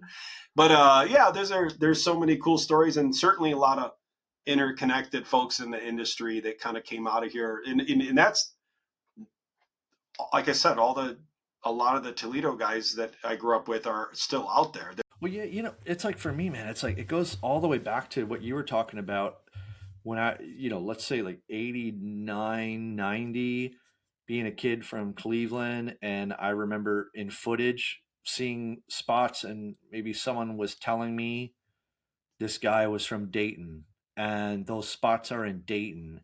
And I Yeah. remember seeing Joe Waller. Remember Joe Mm-hmm. Waller? Like, and people were like, "Oh yeah, that guy's in Ohio." Like just the littlest smidgets, and it was like kind of mind blowing to me. Of like, wow, like that's because you always just think skateboarding is just everything California when you're a kid. It's what we all were exposed to, and then just like over the years of just growing and knowing people and hearing like, oh my god, like those guys go out to California and skate with Ricky Barnes and Lucero. Like what? That's what? That Yeah. to a kid from Garfield Heights that's in the ninth grade, my mind is just like, I can't even believe it. Well, fast forward through the decades, when I stop and I look back, I'm like, when I go to the skate park and I just look around and I look at all like the skaters that are like they're in it, and they are in the spot we were like in our early 20s or whatever, and Yeah. they're holding it down, they're living it. I'm like, man, they have no idea. Like they have no idea. Like this dude Dan came out of Garfield Heights and did this and this, and Dave Smith came out of Garfield Heights and did this. Like the list goes on and on and on of all these people that have come out of our little skateboarding world of Northeast Ohio that have Yeah. done so many things within skateboarding. And I'm like, they have no idea. Like they have no But idea, and they need to know. I have a theory about this, and I know this opinion would be welcome on your podcast, because I was kind of like, yeah, why do seems like all the Ohio guys are able to go out there and get a job and make an impact on skateboarding pretty quickly, and both riders like yourself and lots of people in the industry like Dave and Dan, and um, we also in Toledo.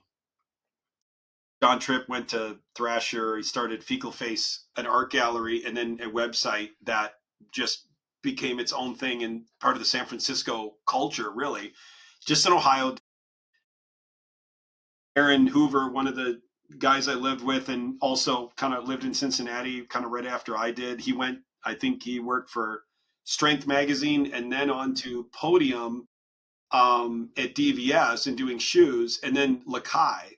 And he was the head shoe designer there, and then Habitat Shoes, and then I don't know if he was at New Balance. Maybe he was about to go to New Balance. But either way, Jeff Mikett is at New Balance. Jeff Mikett is the head shoe designer at New Balance. Also, Brecksville dude, Yeah. right? Eric Willem is still the art director at Dwindle, now Sidewalk, since, I don't know, 2001. Steve Douglas, Eric Willem, Rodney Mullen, but whoever the dwindle people are, like he's just in the main office.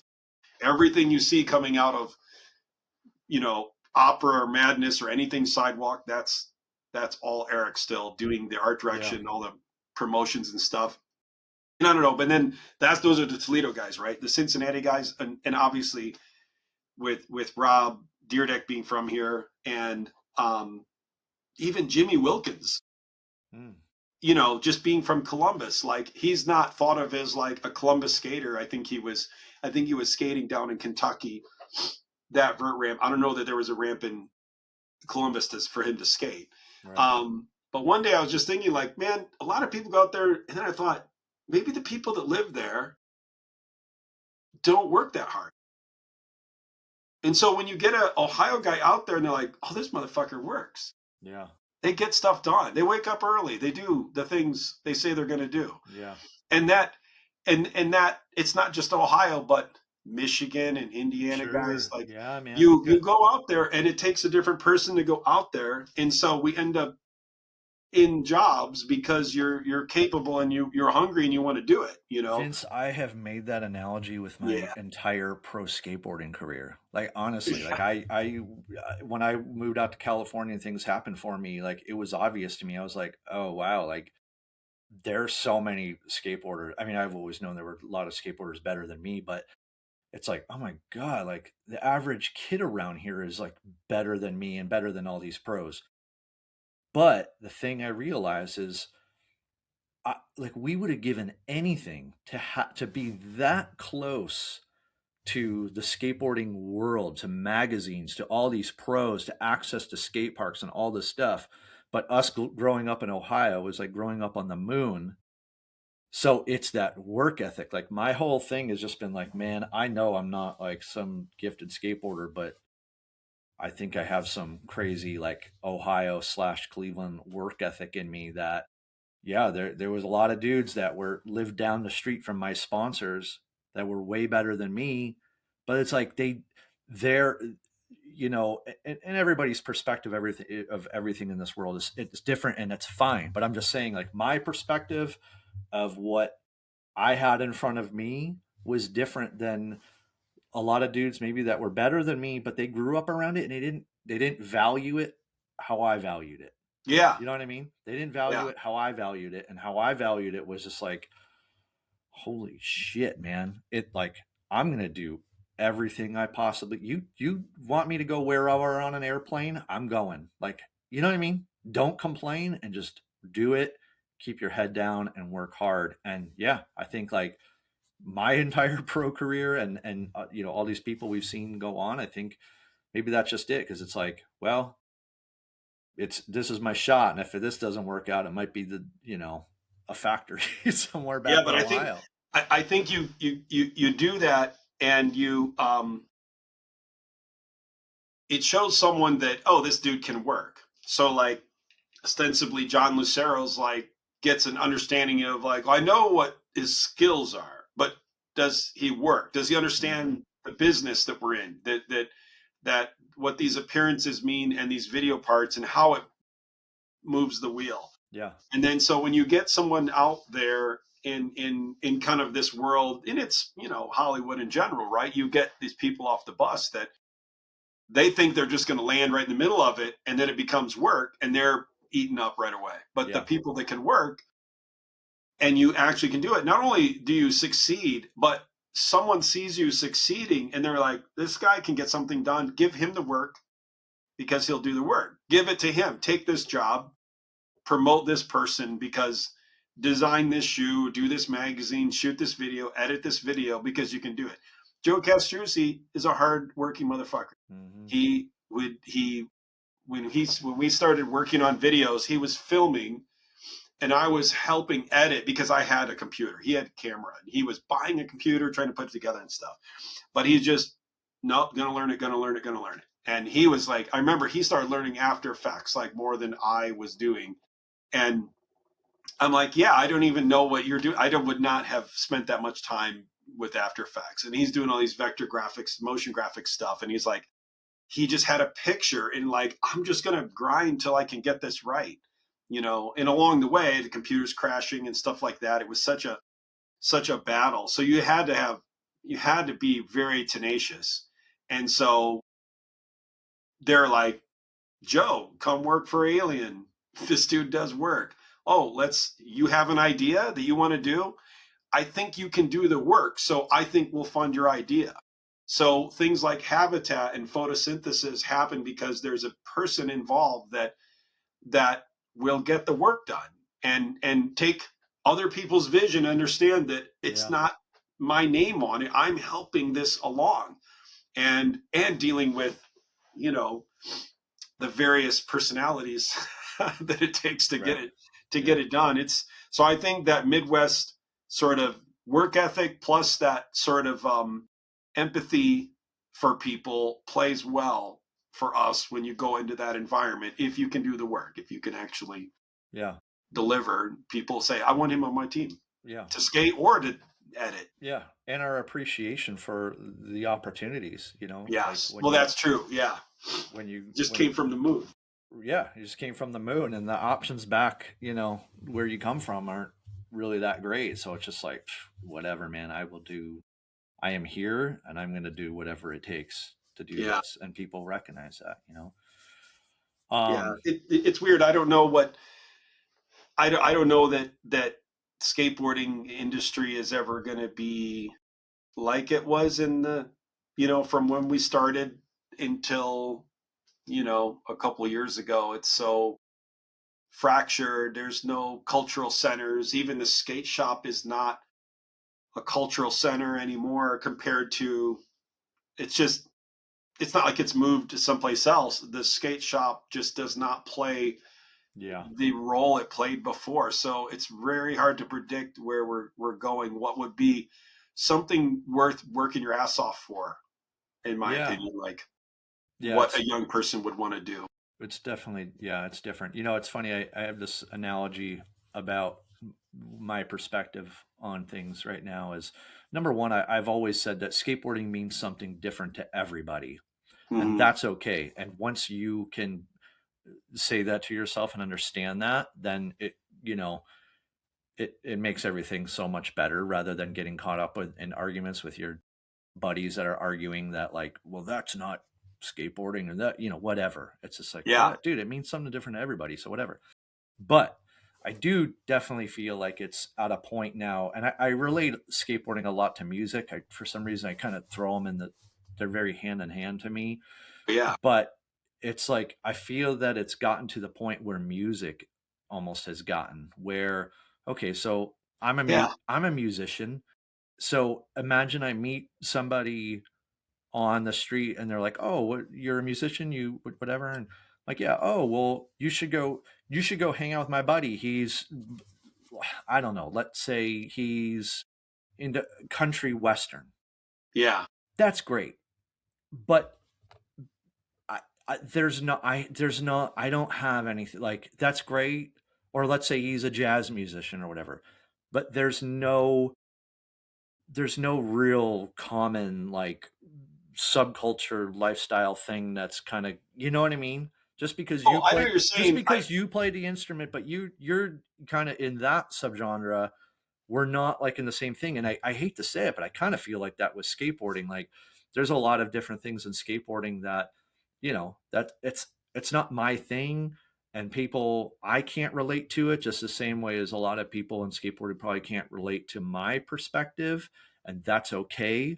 But sometimes you get lumped into like, oh, well, you're a skateboarder and he's a skateboarder. You must like that. You must like, I don't know. I'm just whatever, whether it's street league or it's the whole putting pentagrams and upside down crosses on everything skateboard, right? Like Yeah. I don't relate to any of that. Like you strip me down and it's very kind of where I my perspective is what brought me into it in the late 80s and kind of what was going on there. um Yeah. but You're for our generation, you know, just hearing your interviews before and having these older guys around you and having the music being so tied to it. the way you're introduced to it is sort of like, oh, there's this like ball of culture that I could be a part of, and the skateboarding is a part of it, and there's also the aesthetics, the music, and everything, Right. and there's some attitude and stuff like that. I'm not sure if this is what the point you're making with respect to music is, but there, I don't know that I see it as this: to play music, if you met someone else that was a musician, and just insert skill here, if it's something that takes a lot of not skill but struggle to do, like fucking around a guitar for a long time, you could be like, oh, you and I have been through this same experience and we are attracted to that. Mess around on this board till we get it right. I mean, to someone on the outside, it looks like, oh, you're really good. And I'm like, no, man, I'm struggling here, trying, because I'm working on the new thing. I can go do a bunch of tricks I can land, or I can play the song. I can play what I can play, but I'm working on this other thing, and that's how you get better. So when you meet someone who's also shared that struggle, you can find a peer in them on that. But now I don't know that skaters are really trying to do anything more. Just because they're skating doesn't mean they're like really struggling. They're like, I'm just skating and I'm having Right. fun and I can kickflip. I don't Yeah. really want to try anything else. I'm certainly not trying to get sponsored a video or anything like that. Right. But basically, like, they also have soccer practice and band Sure. practice Yeah. and I everything. remember I went out to dinner with Lance Mountain a long time. This was like in the early 2000s. So I went out to dinner. It was like me, Lucero, Lance Mountain, somebody else. I don't know. But we were talking about how skateboarding was really blowing up at the time.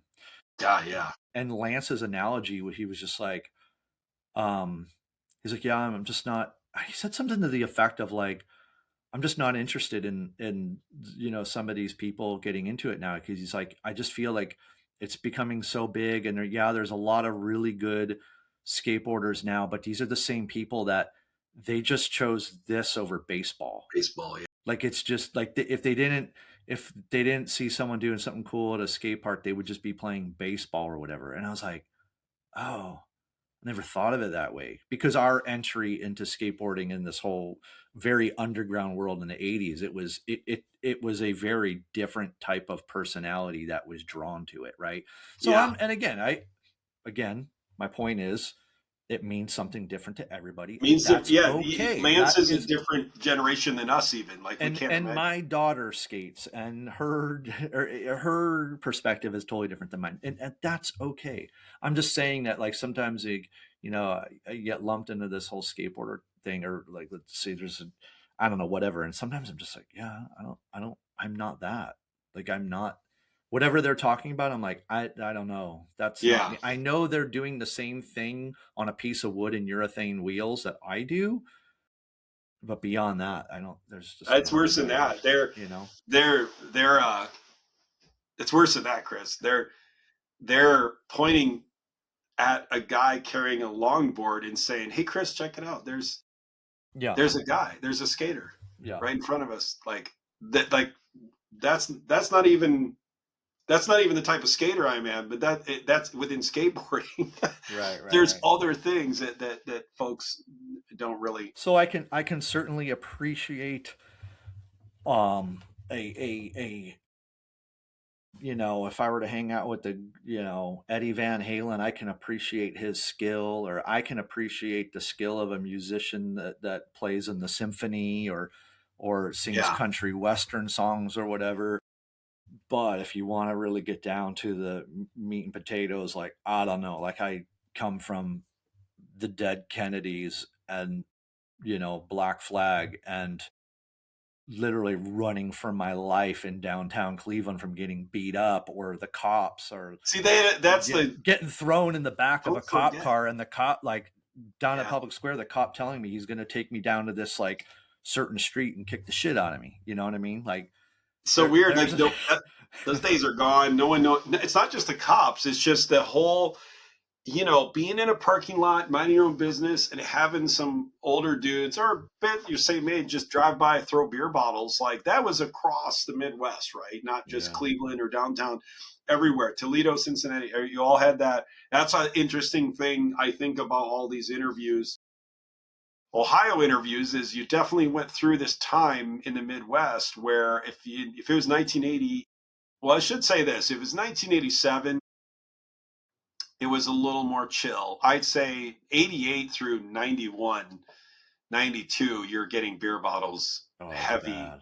thrown Yeah. at you and stuff. It was a little more chill in 86 because we were younger. Yeah. We were not high school, but I so many stories of like, oh, a car pulling into your empty parking lot where you're skating and like, oh man, Get anything ready, can man. happen. Get ready.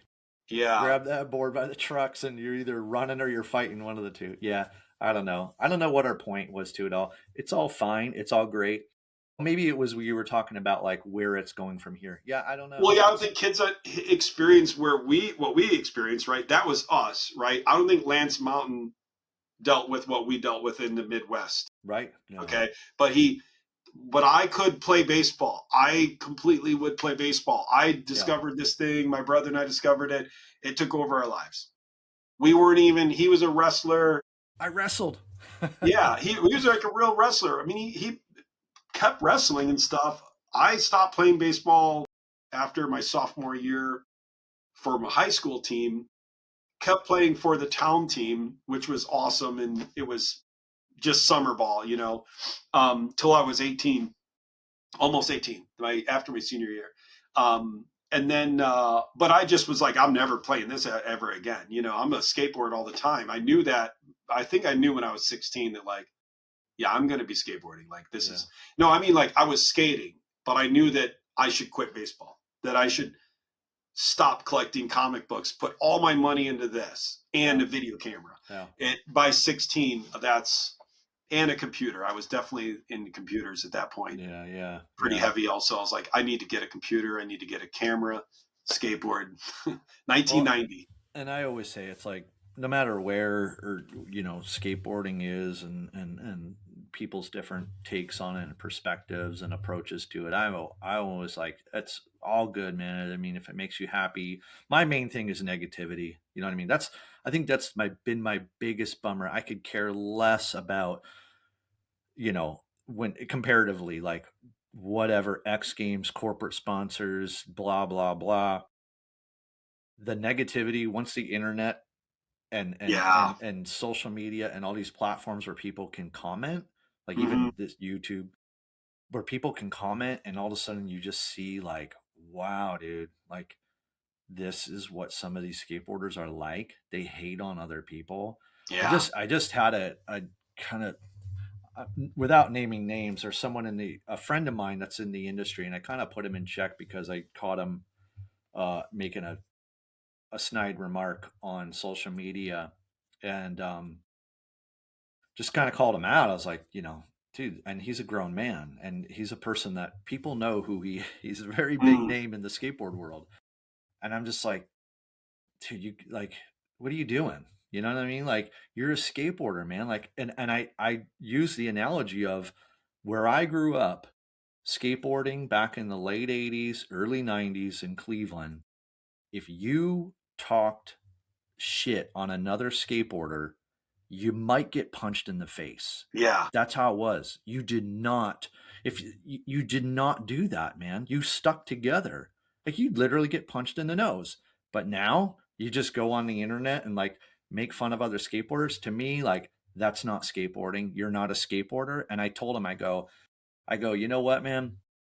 I go, it turns out all these decades later, the jocks and the assholes won. They won because you know what? They That's ended how up he's, they yeah. ended up learning how to skateboard. And some of them got so good, some of them That's turned true. pro. Some of these assholes and jocks turned pro. Some of Yeah. them got jobs in the skateboard industry and they run companies and they run magazines. But just because they're good at riding the skateboard with that kind of attitude that they're carrying towards other skateboarders, Yeah. in my opinion, they're not a skateboarder. Yeah. It's funny because They're an imposter that got good at it. They got better than me. They got better than everybody we know, and they've infiltrated. Totally. They trained, they hit the gym and all that. I mean, like, it is a formula. You can do it. You got to really love it. I mean, and I think they are skaters in the sense that they love They this do feeling. love skateboarding, right? Yeah, I yeah. mean, I get it. But they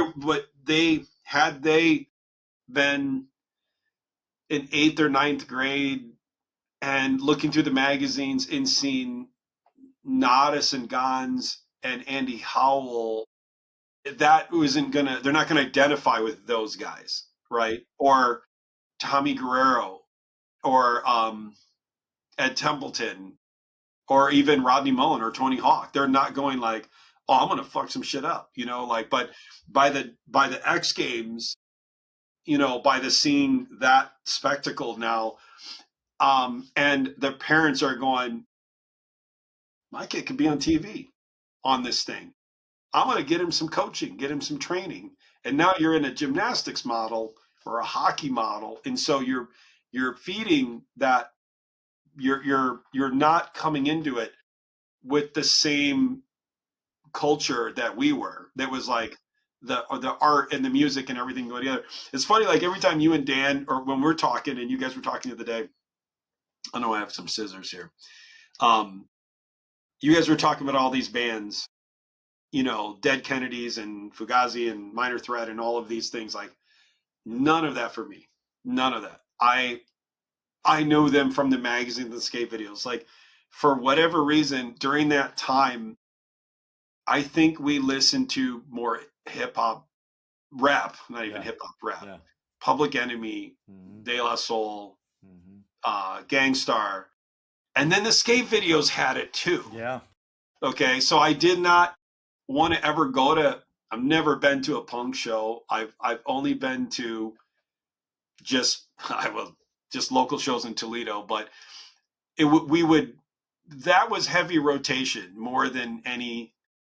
I shouldn't say that. We probably, yeah. I think my dad's friend came home one day, came over, and this is like '92, and he's my dad's age. Okay, so probably our age now. He's probably 50s. And he's like, "Hey, you ever heard of them Red Hot Chili Peppers?" And at the time, it was not. They were not really big yet. Oh, actually, it wasn't '92. This is like 1990. Yeah. But they were in the back of Thrasher, and you would see them in the kind of mixed in with all those other bands. But the fact that music was now landing on middle of Ohio radio somehow, and I'm like, wait, how the hell would he even know about it? Yeah. And then pretty soon, one by one, those bands that were, even like, I want to say, I think I even saw Suicidal Tendencies, like the video, or who was, what was the band that had the video where they were playing in the bottom of the bowl? Agent Orange, or they were on the top. Maybe of the it bowl, was, maybe. yeah. I don't know. So it was sort of like, okay, this thing that was so super secret, skateboarding and underground college radio, maybe. Now my parents are starting to get wind of it. Right, right. In Ohio. And I thought that was really weird. Like, I thought this will never be big. And then it's starting to come out. And then by 96, it's on ESPN, skateboarding is, and they're trying to figure out how to package it for everyone and sell ads and, wear helmets and everything like that. It's all wooden ramps and everything. So, but I'm telling you, like, jock or not, I mean, I just can't believe the level of skateboarding. I don't know what people's personalities are, but the level is insane. It's just, I can't even great. I imagine. love seeing it, man. It's like, it is amazing. Yeah. Like I'm watching Olympics and Street League. I don't give a shit. I watch it because, like, I know I have an idea of how hard that is, or especially to do it on command. I just can't believe the level. It's like, I don't know. It's everyone feels this way. They're like, they appreciate it, they hate it. It doesn't. They love it, hate it. Like, the level is insane. It's funny to see those jock type guys now being too old to compete. That are going like, oh man, now I'm we actually have washed up jock skaters now that are like that they were they have to go do Nitro Circus or something to make money or something Yeah, with their yeah. their talents or Well, I something. always say, like, when I'm a fan of I'm a fan of anybody that's just a good person, is supportive of other people. I don't care what music you listen to. I don't care. I mean, all of our friends have just so many different Yeah, backgrounds and whatever, as long as you're a good person. And then when things get run across my, like, if I have someone come up to me that knows nothing about skateboarding, or like, oh, what do you think about the Olympics or Street League? My response is always like, well, it's not what I signed up for. You know what I mean? It's not my thing. It's not what I signed up for, like my idea. yeah, But hey, man, like, I think it's neat to see people doing this stuff on a skateboard, and then on a real human level. I'm like, hey, man, good on you, like, to to do whatever you can in your life. You know what I mean? That dude, makes you happy. You know what I mean? did you ever try flying with your skateboard? Have I? Like going in an airport with your board? Yeah, I have. Yeah, yeah, Yeah, yeah, probably many times, yeah, right? yeah, yeah. Did you fly with your skateboard in 1994, 92? Ooh, man, I don't. Probably not. Yeah, there was Okay. a And time. There was a yeah, time you couldn't. no. And Yeah, they're like, oh, I think everybody was told what. you carry a board on a plane in 92. Everyone's like going, like, they're doing that. Okay. And this is based on what you said about the X Games. It was like a switch. Hmm. In 97, when I'm flying with a board, everyone's looking like, you in the X Games? Yeah, Like, sit next to me. yeah, Like, yeah, yeah, because I'm an adult, okay, man, 22-year-old man carrying a board and stuff. And they're going like, and the flight is to California. So, yes, I am. I'm going to the X Games to yeah, watch, but I'm not lying. I'm going to the yeah. X Games. And all of a sudden, it was like, it was this acceptance in, I don't care to be accepted, but on a plane, you kind of want to be accepted. You don't want to be, no, sir, you can't bring that on. I mean, throwing your board away or something, like they wouldn't let you do it. It was I just a remember pain I in the was neck. told in the '90s once that my skateboard could be used as a weapon, and you can't bring it on the plane. Right. So there was, but I mean, and everyone the plate's going, yeah, you can't do that. But then, like, once the X Games came around, all of a sudden, like I said, some of these parents are looking at their kid going like, yeah, he likes skateboarding, so maybe X Games, Yeah, And yeah, so they take him to the skate park over and over and over. And I remember some kids around here that were so good at 8 years old. They were unbelievably good. And Paco can tell you, like, there were kids, we would see them, we're like, oh my God, who is this kid? And dad's just right there, like filming, like, get it, Buster. And I'm like, but then there's that, like, I didn't understand at the time, but this isn't sustainable. The kids that can go from 8 to 18, like a Nija, like that they can skate at that high level the whole time. It takes parents being a part of it, but eventually they're just getting a divorce from skateboarding and their parents because yeah, they're so overbearing. That's any sport, really. yeah, yeah, So I feel like there would have been more kids even out of this area that were. I ran into them later. They were uh, one kid became pretty elite soccer player. He graduated high school in 2023, I want to say. But at 8 years old, he was just ripping up Bay Village, Chenga, had his own Instagram already, or not Instagram, but social media profile, would win the contest that we would put on when he was 8. It was just unbelievable. Like flip tricks, everything, something you'd see on Instagram now was just right here on the West Side. yeah, And then I think he fell, it just wasn't for him. He got into soccer and other stuff and did all that with that. But yeah. there are kids that they would have easily gone that route had the environment stayed consistent enough for them, had their friends done it with them, obviously. Right, right. Like, you got to have friends. It's hard to find friends as a little kid here that also skate like you. Yeah, You tend to go to the other sports. yeah, I see that a lot. yeah. Yeah, I mean, and to this day, man, that's still one of the biggest parts of skateboarding for me. For me, Yeah, it's my buddies. You know what I mean? yeah, totally. That's Yeah, how, it's like our buddies all the time, man. You'll run into somebody that hasn't skated, and they're like, "Oh, I'm thinking about it, but I haven't skated in like 10 years." I'm like, "Go to the park, go to Lakewood Sunday morning, yeah, Saturday totally. morning, bring a coffee. You don't even have to skate, man. Just show No, up. not the first time. Just Yeah. show up. Just come hang out, man. You know." Anyways, um, well, shoot, man, we've covered a lot of ground. We're on. What are we on? We're at 2 hours and 4 minutes. Yeah, I talk We should fast. wrap this up. Um, Yeah, no, there's anything so you want to add to it?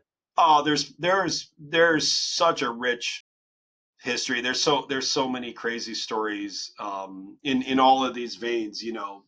Video vein, skate park vein, Cleveland, and there's a lot of other personalities that I know you'll get to talk to and stuff. So, but no, this has been really good, and I appreciate.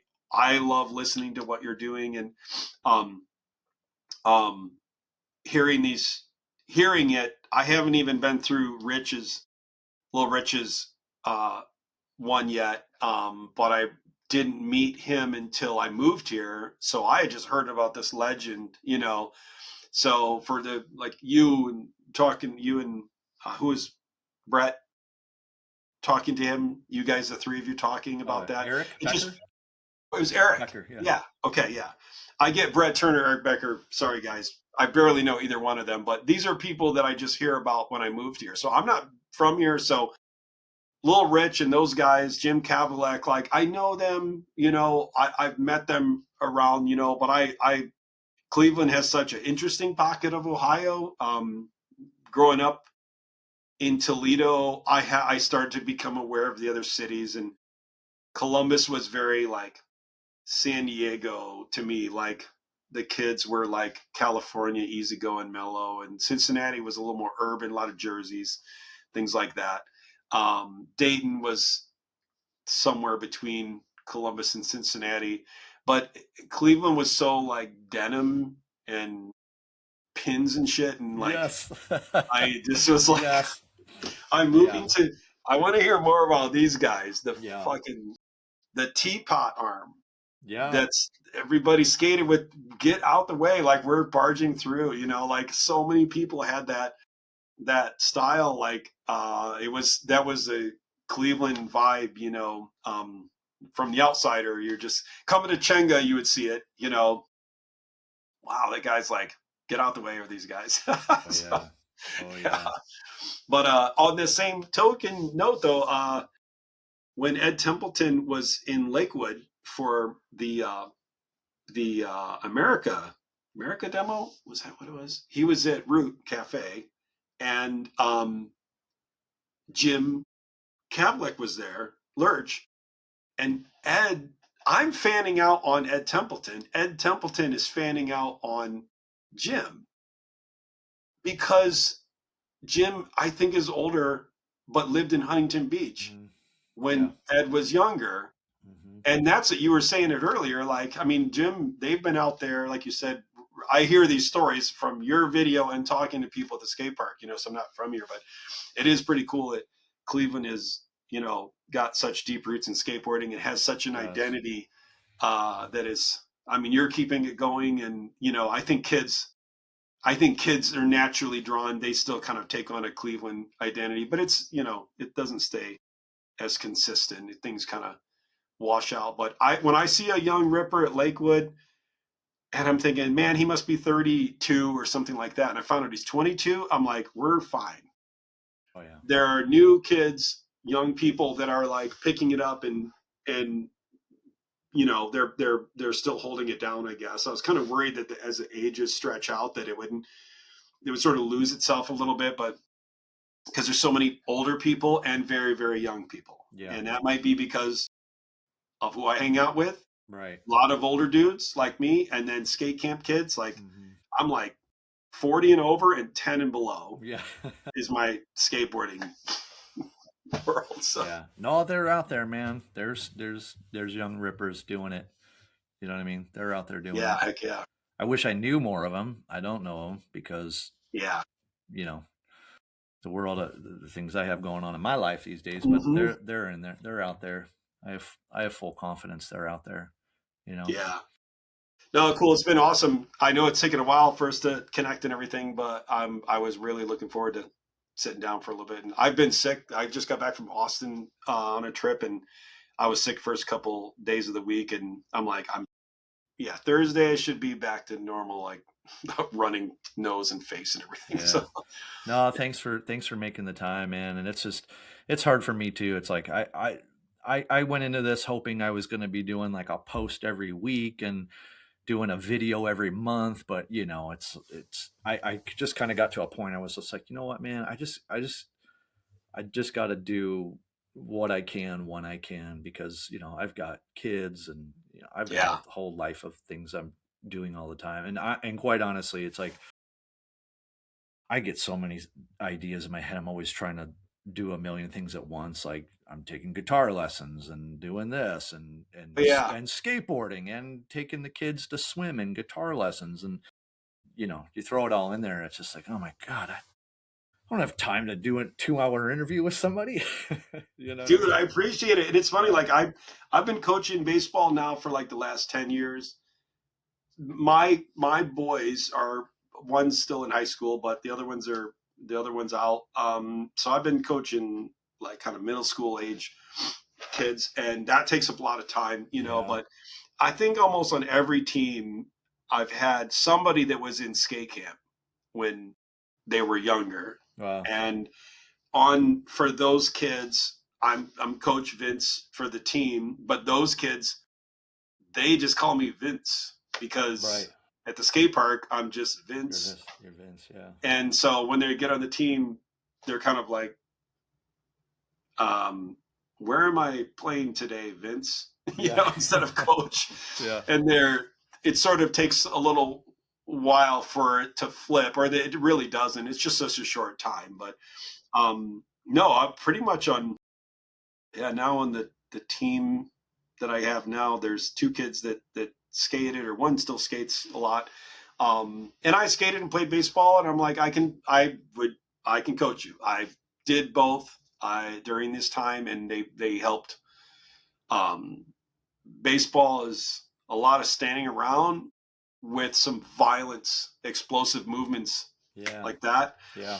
It's not like basketball where it's constantly moving. There's a Yeah. lot of standing, and then you have to do something athletic and with a lot of core strength and a lot of leg strength and everything. And the kinetic chain that it takes to pull off a full cab or something like that with this rotational motion and everything, like Yeah. we just watched a video and then did this complicated thing. But I'm helping these young ball players like line up their bodies to turn into this action to produce this result. And it's so much simpler than skateboarding. you know Yeah. you're holding onto the ball. I mean, everything is strapped onto you. Nothing is, you don't have to do anything in the air, Yeah. like, but I'm like, it's super easy. It's like a subset of skateboarding, like There's all the no motion. cement out there on the field. And you're not, yeah, you're falling in dirt. But I will say, I was a catcher, and these a lot of the kids I work with are catchers, and behind the plate you're getting smoked with fastballs, and you're wearing gear and everything, but you're landing on your knees almost like a knee slide position over Yeah. and over, and you're letting the ball bounce off your chest, and you're putting your mask down, you're letting it hit. And this is just violence, right? It's like pummeling you. And it's like a third of falling on concrete. Like, so if you're used to falling and hitting concrete over and over, letting a fastball hit you at 70 to 80 miles an hour with pads on is really no big deal. You're used to a certain level of pain, and that it goes away really quickly and everything. And when you get hurt, how often are you like, man, I don't want to quit right now. I'm going to walk this off and then go back out and do it. That's basically being behind the plate. Yeah. You're constantly getting hurt and going like, there's no timeout. I need someone to come check me out. Like, you're just going to play Smoke through it. break. Yeah. Yeah, orange break or whatever. So it's interesting without really ever planning it. I realize like, oh yeah, a lot of that a lot of the stuff I never had to explain to myself to learn skateboarding, like how your body moves and how you create forces and use the forces on the ground and everything to create some result. It's sort of like, it kind of like realize like teaching skateboarding and teaching, it's probably lots of other things. It's weird that it's sort of played into each other, because I would have never put them in the same category for many other reasons. It doesn't seem like it, but to end, I'll just tell you, like, my son Emmett was a great baseball player. He's a really good outfielder, center fielder, which I would never play out. That's a lot of running. Yeah. And he skates and he goes to the skate park. And I think Derek Ironwing and Jack Haberman or whatever, they're all like, "Hey, to Emmett, you want to go play baseball?" And he's like, "What?" Like from Lakewood. Yeah. And like Daniel Knapp and Juicy Jarrett and all these guys, they love to get together and play baseball. That's awesome. Sean Dugan and all of them. And so they go to Herman Park in Ohio City and play baseball. And Emmett goes along with them. He's like 18, 19. He's just out of high school, but he played for Lakewood and he played center field and he was good, really good outfielder. So they all go play baseball. And now Emmett, my son who skates, he doesn't skate as much as I did or anything like that, but he's a skater. They know it's, Vince's kid or whatever, but I'm not there. I'm just hearing this afterwards. But it was interesting because then in that environment, he's a very good baseball player, and all these guys are at different skills at baseball, but they're elite skateboarders, right? Like Daniel, and and then so they're there at the park, and this guy is walking around the outside of the park, walking his dog with his girlfriend, this old guy older than me, and he recognizes Emmett. He goes, "Hey, Emmett, you're Emmett Frantz." And he's like, "Yeah, he's in the outfield." And he tells the other players, like Jack and those guys, like, "I've watched this kid play center field. He was the announcer for Lakewood High School baseball." Wow. So so Emmett's now in this other environment where, his baseball relationship and his skateboarding relationship are kind of like overlapping all over each other That's cool. in front of all these guys, or just, and he's, it's such a good group of dudes, on the west side here. Like I'm glad he's like, making his own way with the skateboard world, the scene, however he is. He has friends that skate too, but a lot of the older guys know him now from not as Vince's little kid at the park anymore, but his own dude. So that's so cool, man. Yeah. I like those stories, man. That's crazy. Who would have thought? You know what I mean? Mm-hmm. Super cool. Cool. Well, anything else?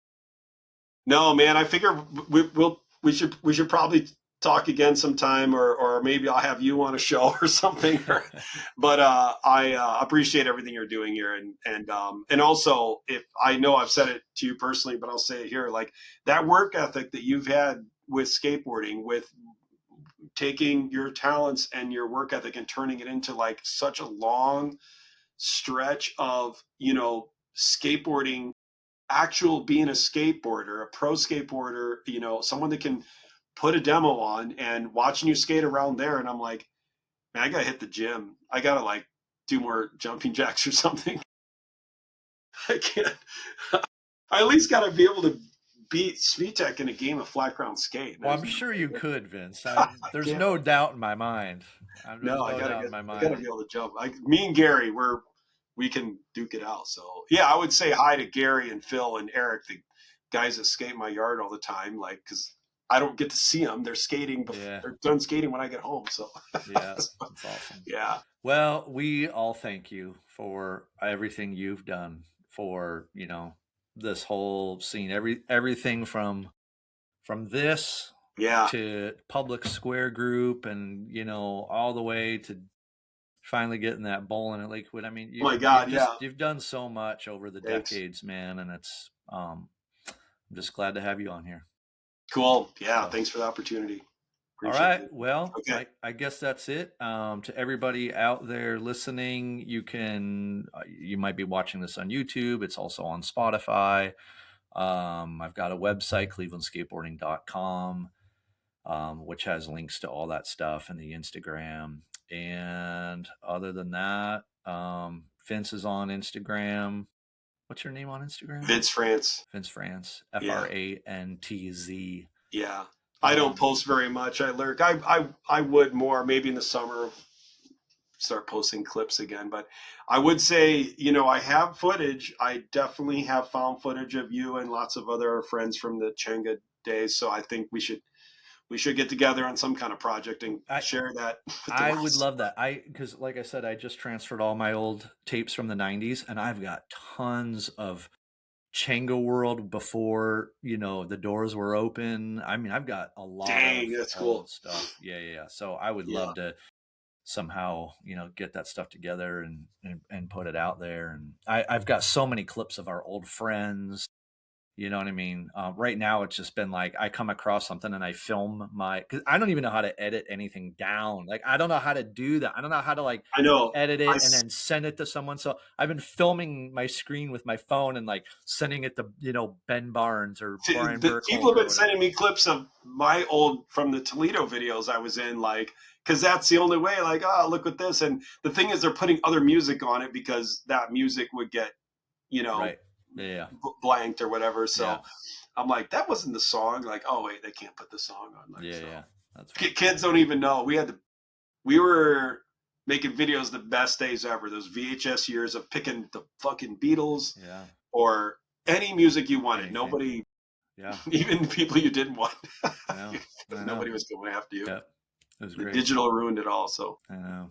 cool. All right, All man. right, Thank you, brother. Vince. Yeah, you take care. We will be in touch, and everybody else, hopefully, you know, I don't know when I'll get another one going, but Yeah. hopefully Cool. sooner than later. Heck yeah. I've got some awesome names lined up for some future episodes. So Cool.